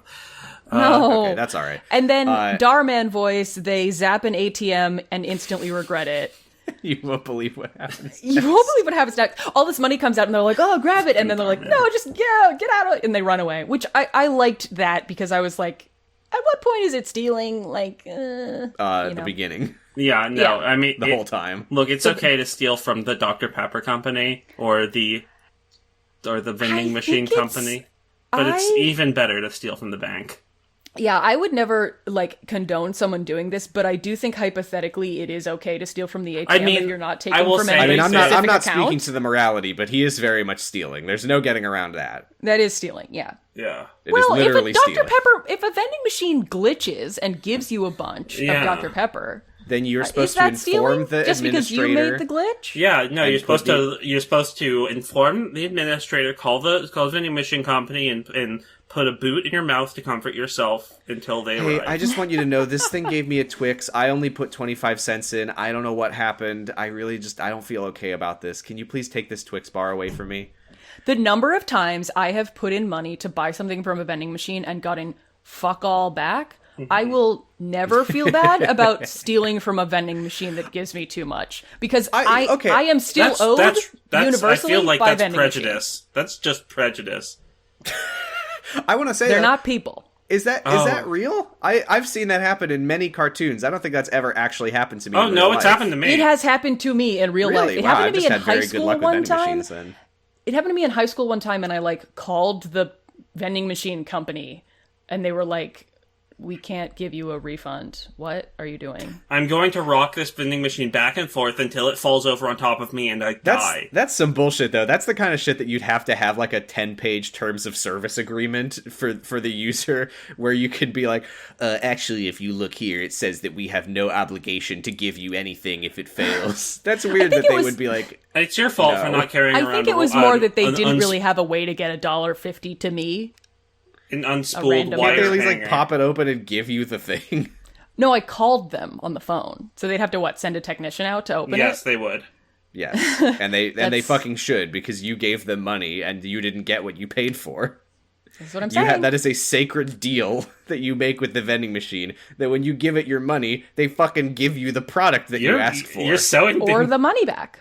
Like, I don't understand why that's a thing that they could just be like, oh, I'm sorry, we have no obligation to give you the thing that you bought. Fuck that. I mean, I think it was maybe they told me I had to go to the school or something. I don't know. They might. It was a long time ago. Yeah, but I'm very mad now. I don't care. Sorry. Anyway, the joke of them getting all the money out of the ATM, by the way, Don't Stop Me Now is still playing. They get all the money, but instead of going to the strip club, they like buy an Xbox or whatever. Yeah, they played Mortal Kombat. I have a gripe. This doesn't matter at all, but I did find it very weird. They buy the Xbox and they go back to the Vasquez home, and they're playing like Mortal Kombat or whatever. And they're doing all the fatalities that Giga wants to do on the child. But hey, we're in this together, Sam. But Billy is still Zachary Levi for no reason? Yeah, I mean, it's so his powerful thumbs can grip the controller better. The Vasquezes are out for the day. They're at work, perhaps? Why doesn't he just turn back to Billy to play video games with Because his he hands has super are speed. bigger. I mean, the real answer is that they think that it's funnier to show Zachary Levi playing video games. Yes, he's a funnier man. I think it would have been a funnier scene to show Billy and Freddy playing video games and a big burnt hole in the ceiling. Again. Yeah, I mean, well, that's something that's I mean, I said it before. I wish that we got to see more of actual Billy in this part. These people take Billy into their home, and he just burns countless holes into their fucking ceiling. I think the reason that they don't have Billy playing the video games as Little Billy is because Little Billy has it in his contract that he has to wear at least 3 layers of clothing in every scene. Oh, really no, does. You know what I think it is? Because he wears a shirt and a sweatshirt and a jacket over the sweatshirt. And a hat. In every scene. It's because Little Billy is supposed to be our hero, and if you're 14, you shouldn't be playing an M-rated game. Yeah. Freddy is younger than Billy, though. Yeah, but that's okay. Freddy's the villain. Then they go to try to buy a lair. They go to a real estate agent. I do just want to say one last thing on that is that I think that the disconnect that I've mentioned between Zachary Levi Billy and Asher Angel, I think is Billy's actor's name. Billy is, I think, would maybe be a little bit alleviated if in these montages we got to see him like having fun with his superpowers as Billy, where he's like, all right, I did my thing, I got the money, I bought the Xbox, and now I can go back to being me and play video games. Yeah. I think that would have helped. Even when he like runs into the bathroom after drinking all the Dr. Pepper, like even then we only see him run into the bathroom, and we know that he changes in there, but like I don't know, I feel like it would be less weird if he was just like, oh, I gotta go to the bathroom, Shazam. Right. That would have been great.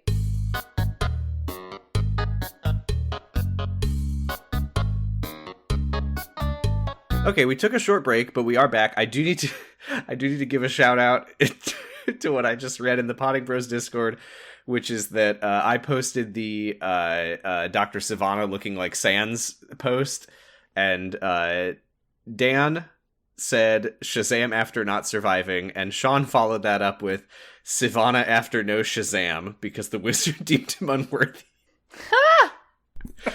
That's good. That's good. Thank you. Is it cheating to make the episode title something that none of us said? I think it's plagiarism. Oh. So they go to this is finally the montage ends with them going to a real estate office to buy a lair. There's like a funny comedy bit where they're like, I want on a cliff, please. Yeah, overlooking the water. Like a waterfall, like over the seas, the rough seas. Yeah. Is this where we find out that Big Billy is using the fake name Max Voltage? Maximum Voltage is just another one of he's the, like, please call me superpowers. Max. Yeah. This was a rare moment where Zachary Levi was not doing the voice, which I thought was good. So that was the only part of that scene I thought was good. But that scene pretty much just ends and nothing happens.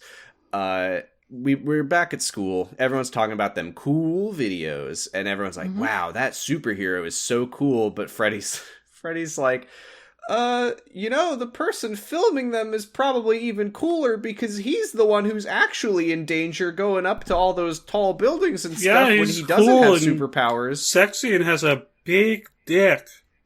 You could almost hear his big dick off the camera. You can hear his nuts slapping against his side from how low they hang. Oh, God. So... Somebody said that about the Bear Grylls cameraman as well, because he does everything that Bear Grylls does, but with the camera also. I thought you said that. I thought you were saying that they said that about the Bear Grylls cameraman, that he had really low hanging nuts. Yeah, you can hear slapping against. Because whenever the camera turns around, you can see the pattern that has been left in the snow as his nuts drag on the ground. Anyway, the bullies show up and they say, "Hey, Freddy, it's time for us to bully you." And then Freddy's like, yeah, you wish. I'm friends with the Red Cyclone, so you better not mess with me. And the bully's He actually says, I'm friends with Sir Zaps a lot. And they say, you know Red Cyclone? Oh, yeah. So. Billy's like, and he's like, yeah, he's coming to the cafeteria at lunch tomorrow, so you better not bully me. And Billy's like, And the bullies are just like, yeah, well, that's fine. We'll kick your ass tomorrow after he doesn't show up. Right. Oh, and are you guys talking about Captain Marvel? I'm surprised that they haven't just been called... Well, I guess they can't call him Captain Marvel. What was it? Oh, Captain Thunder was his comic book name for a while. It's weird that has not even been said. Yet. Yeah, I guess. I mean, it's a weird situation because he can't call himself Shazam because he can't just be like, fear not, everyone, Shazam. Right. Shazam is here. Haha. Right. Yeah. No. Yeah, so Billy gets kind of mad. This scene, I like Billy's actor. I think this scene was his worst work so far. He was acting so hard, and you need to just not act. Yeah, I agree. You need to just I think that this is a pretty weak. Yeah, I mean, I think if I had directed this movie, this scene would have been awesome. I believe you. I think a lot of the conflict between Billy and Freddy really falls flat for me. Because like I said, Billy was already an asshole, so I don't feel like I'm getting much out of the storyline of him, like, falling to the greed of his powers or whatever the fuck. Like, and he and Freddy weren't friends either, so I'm not like, oh no, now they're in conflict. Yeah, I feel like it's kind of like, I need to be attached to the band to be, like, feel something about when they're broken up, and I'm just not getting that here. Like, it feels very manufactured. Like, this would have had a lot of impact if Billy had been like, yeah, I hate that I'm in this foster home. I really just want to run away again, but I feel like Freddy and I really like have a connection, which I've never had before. Yeah. I think that it works the way that it is because a lot of Billy's I think the central conflict is not Billy is not staying true to his friend of Freddy, but it's that Billy is not stepping up to the challenge that, like, the great responsibility that this great power is bestowing upon him. Like, he is not... I mean, we see it, like, every time he's supposed to do hero stuff, he's like, oh, I would really like to not. And so... Yeah, there is kind of the thing of like, oh, we share this secret. I thought it would bring us closer, but it isn't. That is, I mean, I think maybe I'm just stupid at watching movies because I was immediately like, I agree. Yeah, he's abandoning his friend Freddy. I think that it's two angles, right? I think that you're right. I think that it's kind of both the angle of like his friend, he's abandoning his friend like a dick, and I mean he's definitely a dick at this point. He's abandoning his friend like a dick, and he's also like entrusted with this power and like not using it for actual good like a dick. Right. Which I think is an inevitability given that Freddy really likes superheroes, that he will confront the fact that his friend who is a superhero isn't doing anything superhero-y. I feel like I'm just missing something though, because I'm like I don't think that they really justified, and maybe this is a thing in the comics that I'm just missing, is like, why did the superhero give the powers to Billy? Because it didn't even feel like it was the superhero. Sorry, did I say the wizard? You did. It didn't even feel like the wizard was like, no, you're not pure of heart, but I sense a potential in you to rise to it. That's the thing, that he gave the power to Billy because he only had power to summon one more guy, and Billy was the guy he summoned. Yeah, he was basically literally chosen at random. Yeah, I guess in that way though, I'm just kind of like they set up the expectation that Billy is not going to be good enough for the powers, and then they just spent like an hour of my life just showing me that and being like, yeah, it's exactly what you thought it would be, and I'm like, yeah, I know. Uh-huh. Funny Thanks. montage. It's a comedy it movie. is a problem. Right. It is the central conflict of the character of Shazam, is that he's a kid. Yeah, I guess it's like very simplistic, but that's what it is. I guess what's bothering me is that it doesn't feel like the conflict that he's experiencing is that he's not rising to the responsibility that he has, because he isn't, and that is a problem, and I assume that it's going to be it resolved in the third act. But it's weird that it doesn't feel like they're really coming at it from that angle, because like Freddy's not saying like, dude, you're not being a hero, you're being a shithead, like you have these great powers, like, oh, what would I do if, I mean, they kind of do that, but Freddy's also using the powers in a selfish way. Yeah, his problem is more, his angle is more, you're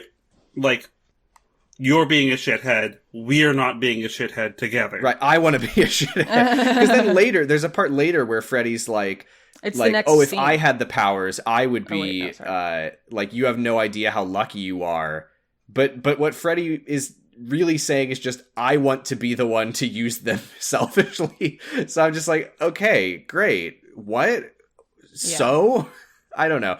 It's driving a wedge between them. They shared this secret, but now it's, it's really Billy's thing. It's not really Freddy's thing. And Billy is like, kind of seems like you think it's your thing. And, it's actually only mine. So. Yeah. So we go back to the house for Funny Grace again.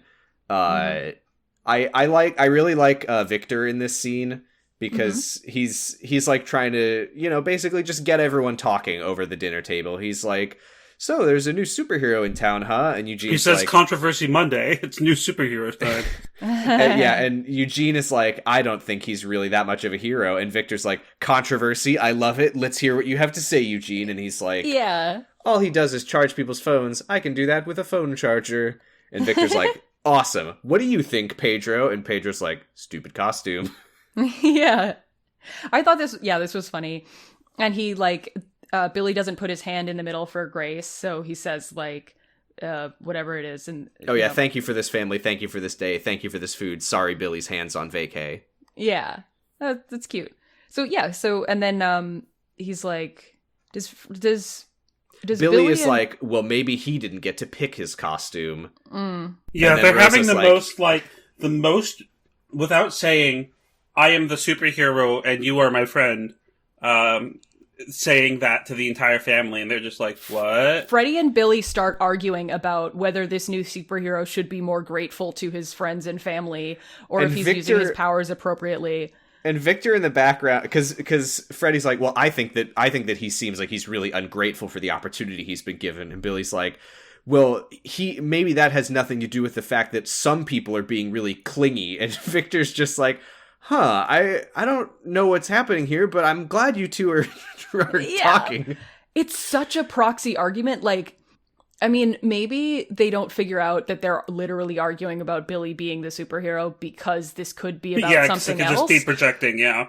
But it's so, like, it's so clearly not about, like, this random guy that we don't know. Like, I don't know. I mean, maybe Victor and Rosa are just like, let's let them work. Yeah, but my end would be my conclusion to that would be, oh, they're fighting about something else, but using this as a proxy, and definitely not. Oh, is it you? Billy, is it you? Are you this grown man? Billy is turning into a grown man. And so Freddy, he walks off, and Freddy's like, he needs a sidekick, and Billy's like, name one cool sidekick, and then walks away. Robin. No. Cool sidekick. Robin's cool. He's cool after he stops being Robin. He's cool after he stops. Well, or he's after got he a little stops being Robin Hood a sidekick. outfit. Because he's kind of cool. Robin. He's kind of cool in Teen Titans, but he's not Robin. A sidekick. But he's not a sidekick Titans. in Teen Titans. But it's the same Robin. So he's not I'm a pretty sidekick. sure it's Dick Grayson. How about Kid Flash? I haven't seen Kid Flash, but that's Wally West, right? How about Speedy? Not familiar with Speedy. Just thinking. I like Robin. I think that Robin needs to be in more shit. They never put Robin in anything because Batman and Robin was such a disaster that they got and scared also of Robin. Current Batman is so fucking incompatible with the concept of a Robin. He's such a fucking current Batman asshole. is terrible. So they should change it so Robin can be in it again. Anyway, so then Rosa turns to Darla and she's like, this 11-year-old orphan. Rosa turns to Darla and is like, you're being very quiet about this, Darla. And she's like, just eating! Yeah. Darla's a surprisingly good liar. She's got a mouth full of food. It really helps. I'm just eating. The next morning they're going to school, but Billy's like, actually, fuck this. And Freddy's like, wait, if you play hooky today, the guy's still gonna show up at the cafeteria, right? But Billy leaves. And he also says, like, I can also skip, like, you just have to do the checking me out of the thing as my dad thing again. Oh, yeah, and Billy's like, I'm older than you. I can't deal with your baby bullshit. Mm-hmm. This is where Billy becomes Busker. He's, like, going around taking pictures with people and, like, getting annoyed when they don't tip. But then he sees Mary, and she's looking distracted and crossing the street, and she's about to get pancaked by a truck. Mm-hmm. And he saves her, but without thinking, he says, "You okay, Mary? Knowing people's names is one of my powers." And Mary's like, "Okay, that sounds." Right. I mean, Sam, I'm guessing that you did not recognize this as Mary until he said Mary. I'll be honest.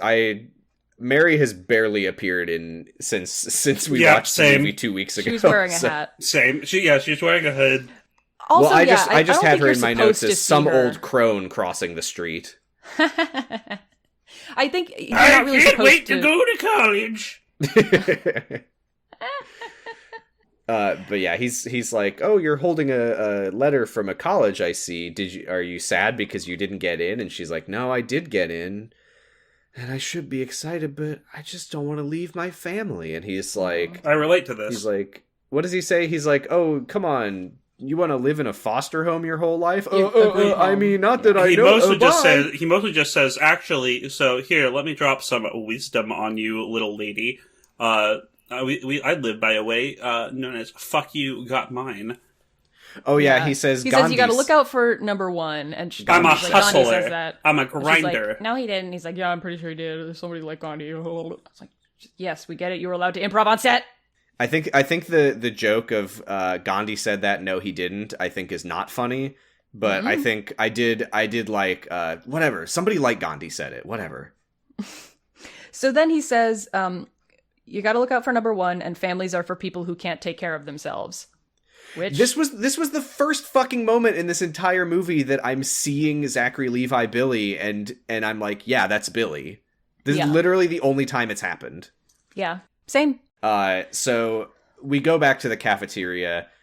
Freddy is pretending to call the guy on the phone. He's like, "Hey, oh, you're running late? Oh, okay, I'll tell him." But then it's like, "You're not on the phone." And then everyone laughs and walks away except the bullies, and then they kill him and he's dead. Well, so everybody laughs and walks away, and then the bullies are left, and Freddy says, "Shit!" Oh my god. I don't know. I thought it was a well-placed swear for this PG whatever movie. PG-13. He said shit like 5 times. Yeah, sorry for Okay, well, it was good timing for this one. Yeah. So then we go to Billy, who is busking some more. I hated this part. Yeah. So first of all, he's doing the hand lightning thing as his little trick. He's on the Rocky steps again, and he's got a speaker playing Eye of the Tiger, and he's going, "Hands, lightning from my hands." Yes. And he's got an empty guitar case in front of him for money. Yeah, where did he get that guitar case? Where the fuck did he get that? Did he steal it from another busker who was playing guitar? I think it's just one half of a guitar case. It's not even the guitar case with a lid. No, it's just the bottom half. Why? Where did he get that? He got it at Buskers R Us. Go to Dunkin' Donuts and get a big empty cup. Weirdo. Maybe he killed him. Yeah, maybe he killed the Drifter. Is that a Boston thing that people ask for money in Dunkin' cups? I don't know. There's no Dunkin' Donuts. We don't have Dunkin' Donuts. Yeah, here, we don't have Dunkin'. The Pacific Northwest does not have a single Dunkin' Donut. Is that true? Or are you being funny? I'm not kidding. I can't speak for other parts of it, but we don't have it here. Yeah, neither here. Yeah, sorry. You can't swing a cat without hitting a Dunkin' Donuts. I know. Yeah, you're That's from where all the Boston. cats are. That's their slogan, though. Some of America runs on Dunkin'. West Coast run no top- dun. Actually, no. Top right There's of Dunkin's in America runs on California. Dunkin'. I remember when I lived in Arizona, there was a Dunkin' Donuts near me where I would get Dunkin' Donuts. Dunkin' Donuts. I've never dunked a donut. Apparently that it's called that, or it was called that, because they used to sell donuts with handles on them that were like shaped like a Q. I hope that whoever told me that wasn't pulling my leg, but that's what I heard. I have no idea. They were Dunkin' Donuts, and now Bring it's back called, the tumor donut. Now it's called Dunkin'. And So think anyway, it should be Freddie spelled shows like the up. name. Freddie shows up and says, hey, because you didn't show up, I get a suitcase wedgie where they hold my underwear like a suitcase and walk me down the hallway like that. Yeah. Which is horrendous. The security guard wasn't in that hallway, I guess. No, he's just like, hey, kids will be kids. I mean, we've seen that the school security and teachers and adults only show up when the bullies aren't around. Literally every scene that the bullies are in, there are no adults. Ooh, maybe there's a bully Shazam situation. Are the bullies the adults? I mean, they look like adults. Do they go off screen and say Shazam and then the adults walk into the room? The kids and adults are just the same. Freddy does throw his destroyed underwear at Billy, by the way, which is upsetting. That's fine. That's what I would do. And he's like, oh yeah, you're being a real hero, though, busking with your powers. And Freddy, I don't think you're in any position to talk about how he's using his powers after what you did yesterday. But this is where Billy goes, oh, you're just jealous because of my hands, lightning from my hands. He does the fucking thing again, because it was funny the first time. But he, like, accidentally arcs his lightning out of the sky into a bus on the highway that spins out and crashes off the overpass. And then he runs over and says his catchphrase, holy moly. I would like to say, as well, in this scene, Freddy is like, you said you would show, and Shazam is like, you said I would show. And this would have been a great time for his mannerisms or way of speaking to match up with young Billy's way of being annoyed or arguing. Would have been really cool if it looked like it was the same guy at all. Yeah. Yep. He runs over to the bus. Fortunately, nobody seems to have noticed that he's the one that blasted it with lightning. I don't know why nobody notices that. It's across town. Yeah. The people that saw him shoot the lightning and the people that saw him standing under the bus are two different groups of people.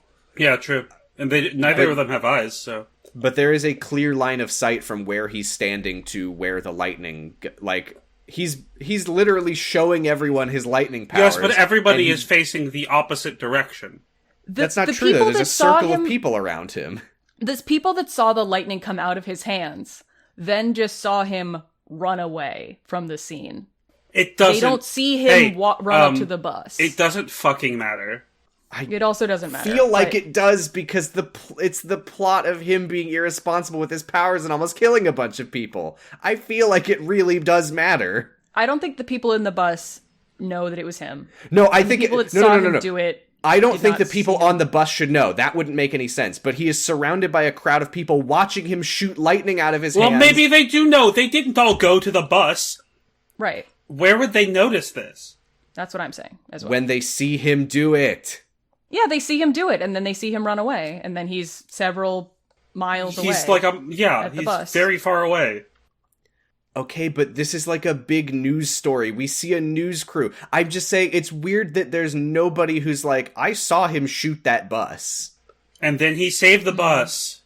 Maybe later people call into the news to say that. Maybe we'll see that in the third act, but I don't know. It felt very weird to me that they just completely ignored that he did that. Whatever. He goes to save the bus. There is a horrific moment of people dangling from, because the bus is hanging like by some cables or whatever. Yeah, real tonal whiplash in this one. It is a vertical bus. People are dangling from the back seat, and we watch multiple people fall like the length of a bus and face plant on the windshield. But hey, wacky comedy. Yep.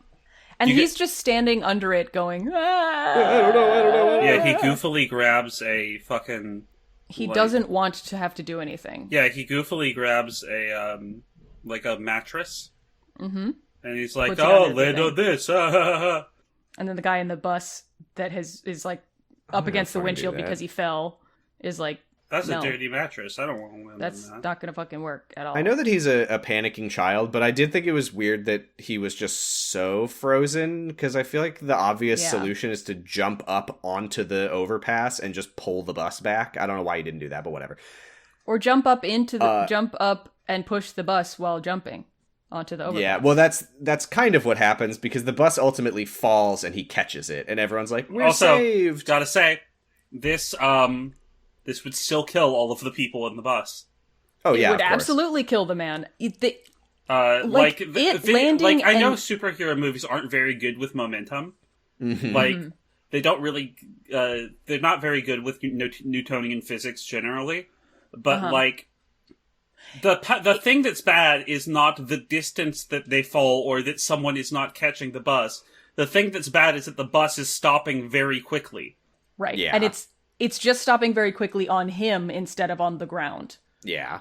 Which, arguably, he would have punctured the windshield and smaller point of just impact. gone through the train like that scene from fucking Invincible. So here's this movie loves to run a joke into the ground for 10 minutes. Yes.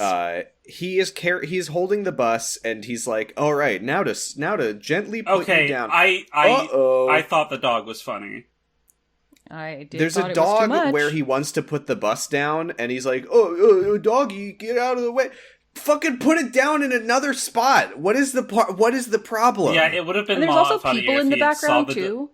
Seen the dog when he was about to put down the bus, and then just like put it down another way. Yeah, well, we'll just move on from the dog instead of talking about it for the 5 minutes that it happened in the movie. He puts the bus down. The dog is gone. He doesn't crush the. Well, he puts the bus down, the dog is gone would also describe how it would be if he just put the bus down on top of the dog. He catches the bus, which is like, bam, should have killed everyone inside. Then he sets the bus down from like 90 degrees to 0 degrees, and like, bam, also should have killed everyone inside. Like that he spins the bus around and throws it into the harbor. Right, like these people would be jostled around the bus like the beads inside of a maraca. Like, if you know where Philadelphia is, don't correct me if there's no harbor. I mean, I don't know. It's a river city. Who cares? Good. So yeah, everyone's like thanking him. They're like, "You saved us," and he's like, "Haha, yeah, I definitely didn't. I did it also, though." Sorry. News people come over to interview Big Billy. After they leave, Freddy walks over and he's like, "Dude, you almost killed all those people." And he's like, "Whatever, they don't know that." And then I saved them. Freddy's like, "You suck. All you do is take selfies for money." And Billy's like, "You're jealous." And Freddy says, "Yeah, I'm jealous." He gives a big speech that I thought sucked, and I didn't write it down because it didn't make any sense to me. Yeah, it wasn't very good. He says, "Yeah, you're just mad because you wish it were you." And Freddy says, "No shit." Which I thought was like, that's the beginning of the speech and also the whole speech. Yeah. He's just like, "Of course I do." Basically, TLDR, he says, "You're no better than the bullies because all you're doing is showing off and hurting people." And Billy says, again, another moment where I was like, thank God he's like being in character for Billy, is he's like, "Well, these are my powers. I was given the powers. I get to do whatever I want with them." Mm-hmm. And then fuck no, I'm not a bully. My name is not Biff, nor Chav, nor... There is a comedy shot where he's like... Billy is like yelling at Freddy as Freddy walks away, and fucking Sivana just floats down from the sky like he's on wires, like at the circus. So it funny. Looks so silly. You just hear in the background quietly. And then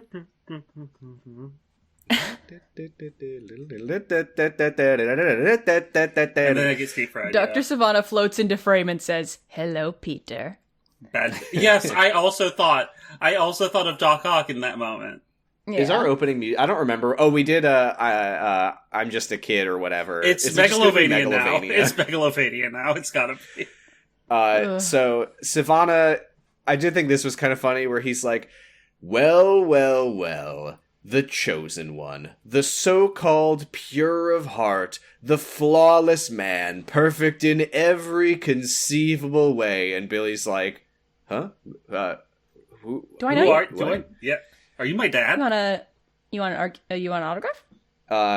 There's another comedy moment of Billy is like, he's like, give me your powers, I deserve them more. And Billy's like, okay, let me just tell you right now, the first thing you gotta know about me is I'm pretty much invincible. And then Sivana just punches him into the sky. Yeah. And then he lands on a cop car, and he's first got like good a bloody thing nose. Billy's done with his powers so far. And then oh yeah, this is where he says like the weapons of the weapons humans, of man draw no blood from our kind. The only thing that extinguishes magic is magic. Yeah, and then Billy punches him I already in the knew nuts. as somebody who would watch Jackie Chan Adventures. Yes. Because and as then Billy Uncle punches says, him in the nuts. Fight magic with magic. And then Billy punches him in the nuts. And then Billy punches him in the nuts. And he goes cross-eyed and he goes,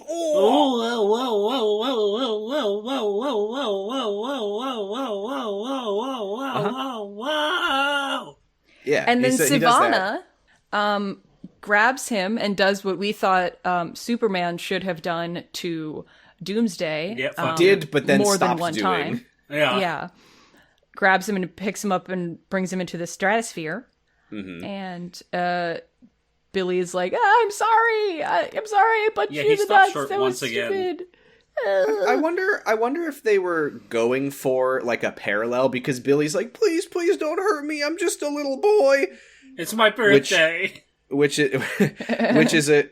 I mean, that's like a parallel to young Thaddeus, but I'm curious if there's gonna be a payoff to that in the third part. If he'll like pick up on that and be like, oh my god, he's like me or what. But no, for now he's just like, you're acting like a little kid, and he's like, I am a little kid, and he's like, okay, and punches him out of the sky. Yeah, you wouldn't hit a guy on his birthday, would you? I did a big eye roll at this part as Billy's like falling and trying to learn how to fly. He's like, okay, just do what Superman does. Is it right arm or left arm in front? Oh no! Yeah. That was just not... go with the classic feedback. Just torpedo it. Yeah, torpedo it. But yeah, that was another. I also was eye rolling at that. Yeah, that was movie. But then I will say, right as he's about to hit the ground, smash cut to black. He's I dead. am looking forward to a scene later that I think is the hardest laugh I've gotten from this movie so far. So he opens his eyes. He's like an inch above the ground. He does a celebratory dance and then gets hit by a truck. Yeah, he causes more fucking overpass problem.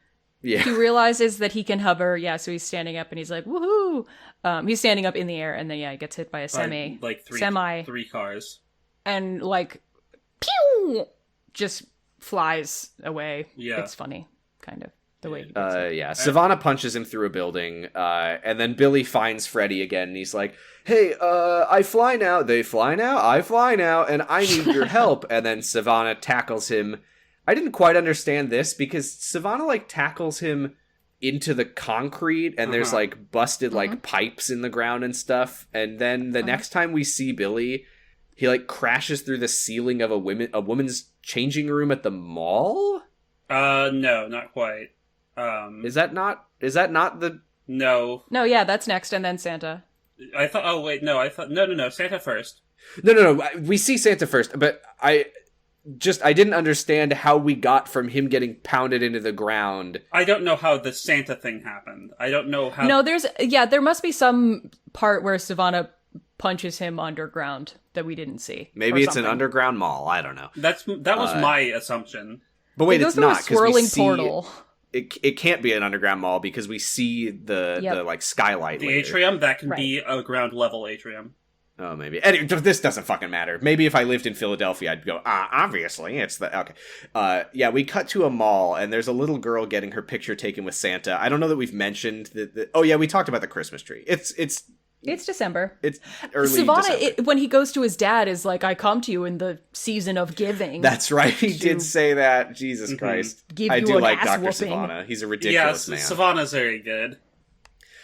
So the little... This is one of the things that I don't know if I've gotten mad about this on this podcast before, but something that I that makes me so angry is when false depictions of Santa.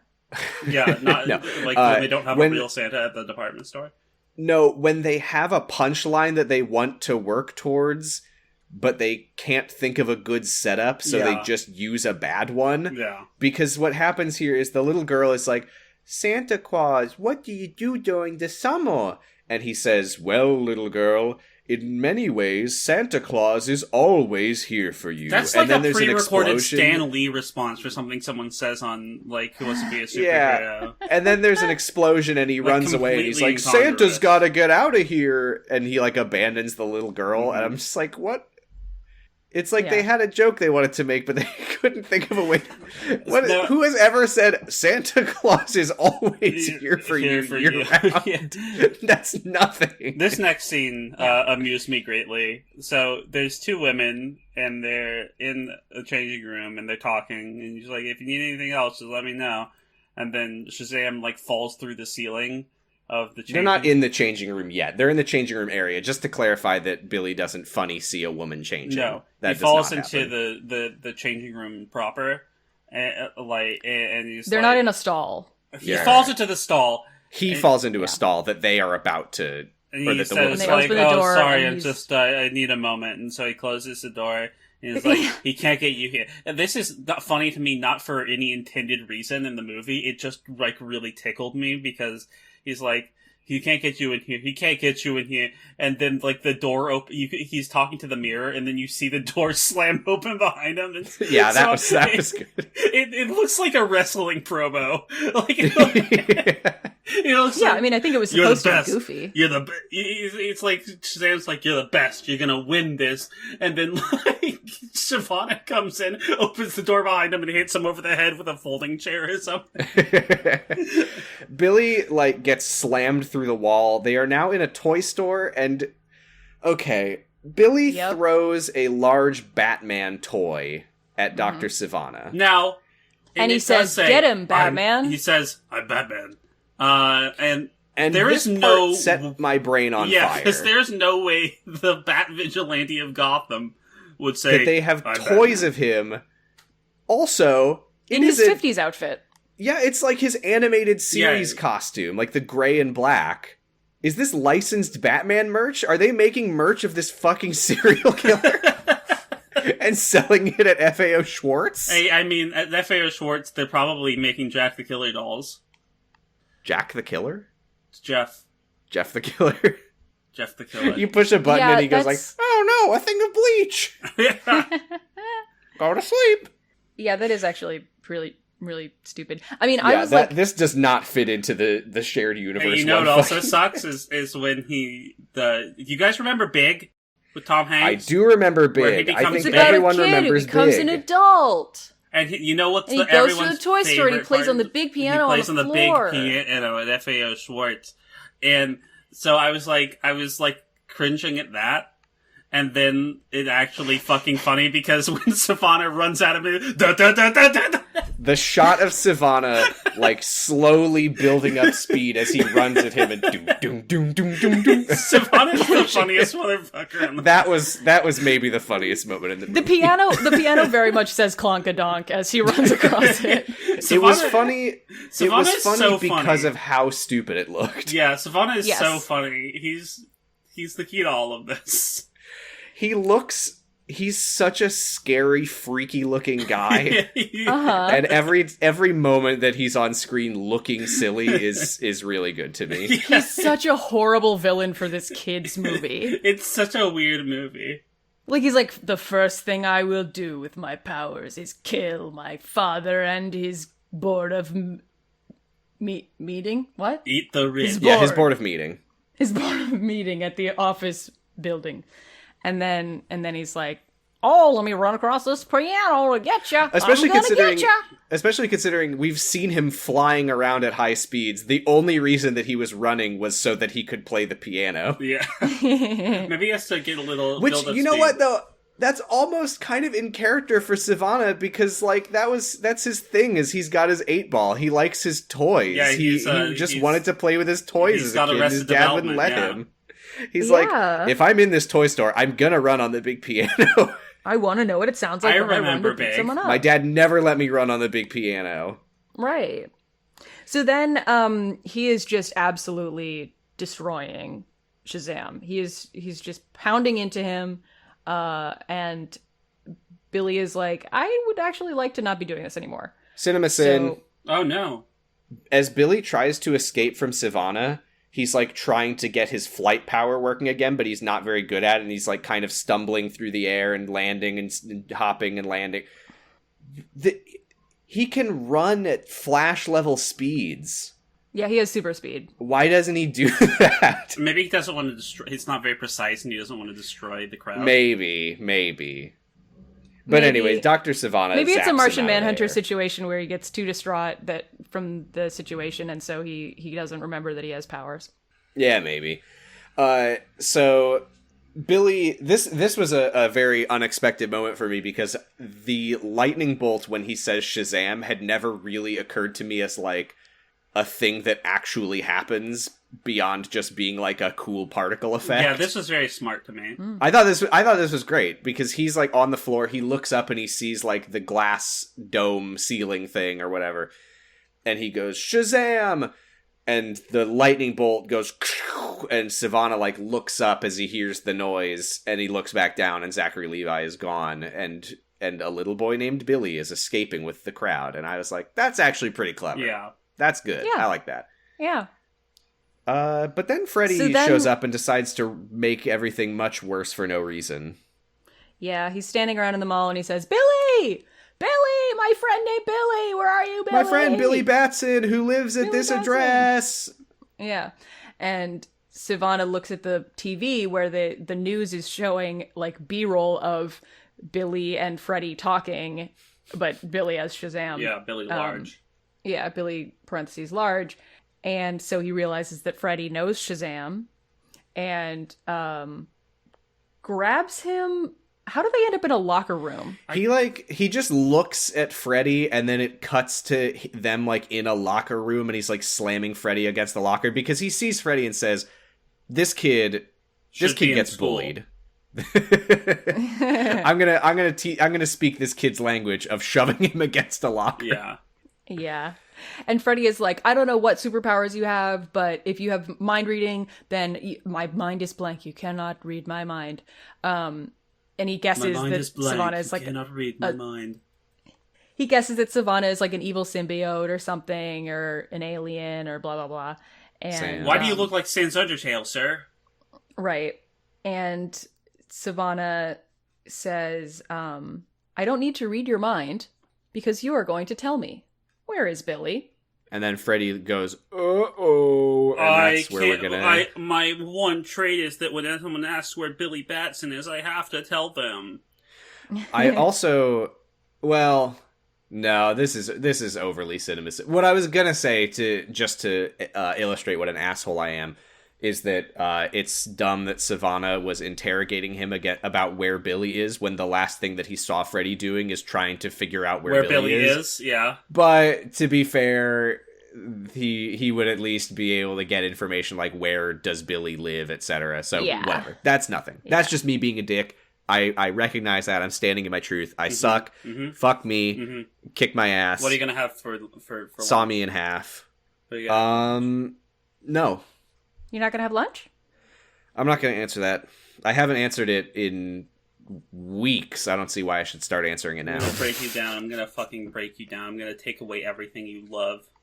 You are holding me up against a locker by my throat, demanding to know what I'm going to have for lunch. All of your joy will turn to ashes in your mouth. And I am watching and tell thinking, me that why does what you're having like for lunch is ashes. Why does Giga look like Sans Undertale? Yeah, that's it for this viewing of Shazam. It did make me laugh out loud at one moment. Yeah. But other than that, I was mostly just rolling my eyes. Yeah. Yep. It wasn't doing it for me. I'm looking forward to being done with this movie. I like Thaddeus Sivana. He's very funny. Yes, he is the saving grace of this movie. He is a very silly villain. Mm-hmm. He's just so serious. He's the very Billy Sillen. There's a very good hello, Father. Do you believe in God? a comedic juxtaposition between how monstrous he is and his ridiculous affectation of, like, carrying around an 8-ball and, like, saying 8-ball quotes at people. Right. It's kind of like if the wet bandits from Home Alone, but if you saw them, like, shooting up heroin before they went to rob the house or something. Like, it's just so much more... So you're saying if you saw the behind the scenes with Joe Pesci... It's mostly just that they really want... Don't accuse Joe Pesci of that. They really want to kill... I mean, I don't know that Joe Pesci was doing heroin behind the scenes, but I do know that he was an absolute monster to Macaulay Culkin. Yes. Well, I don't like that either. Yeah, you can see it on film. They try to kill that child. He like, almost bit Macaulay Culkin's finger off, I'm pretty sure. What? Yeah, there's a scene where the wet bandits, where the guy, like, bites Macaulay Culkin on the finger, and it's supposed to be fake, but he, like, actually, like, chomped down hard on his finger. Jesus. I was reading this thing about Hollywood. Joe Pesci on the set of Home Alone, where it was Chris Columbus directed it, right? Yes. Where Chris Columbus said that he was, like, begging Joe Pesci to stop saying the fuck word. Stop saying fuck around this. He's like, please, this is a movie for stop. kids. You cannot keep saying fuck around this child. He just kept screaming fuck and ruining takes. He had to do that again with Maggie Smith when he was making Harry Potter. She just kept cursing around his kids. Uh-huh. Mm-hmm. Anyway, should we wrap this up?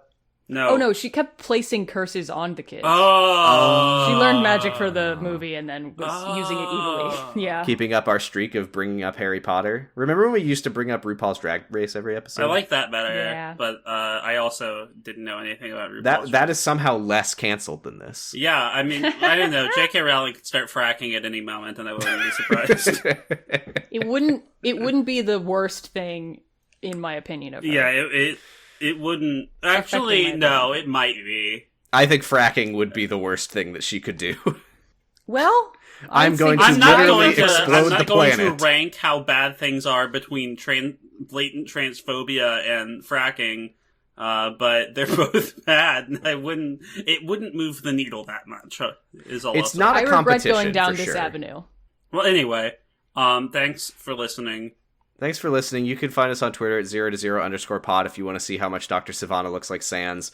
The answer is a lot. I'm at Posy Stress on Twitter. You can listen to my other podcast, Jargon It, about the secret life of the American teenager, and Kyle XY about Kyle XY. Hi. Hi. I'm Giga. On Twitter at Gigalithic. I do art. If you know me and you want to commission me, let me know. I'll draw something for you. But on a limited basis, so, strike while the iron's hot. I was on this podcast this week.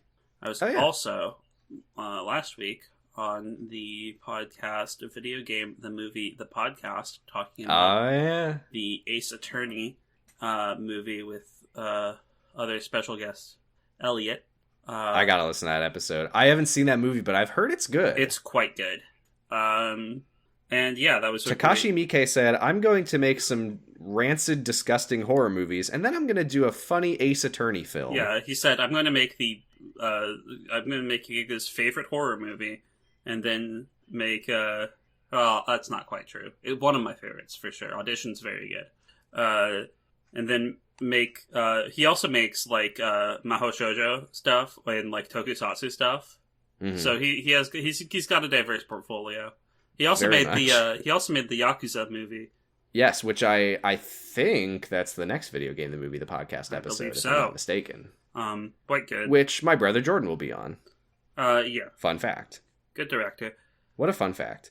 Anyway, yeah, that's not our podcast. Val? Do you have anything else to say, Giga? I don't. Do I? Oh yeah, Paradise Killer. Play it. I mean, I wasn't trying to prompt you. I was just checking that you're... That's all. I'm Val Flightcub. You can find me on Twitter at FlightCub. The second B stands for Billy Batson, parentheses, big. You can also find me on Elemental P, a podcast I do about elementary.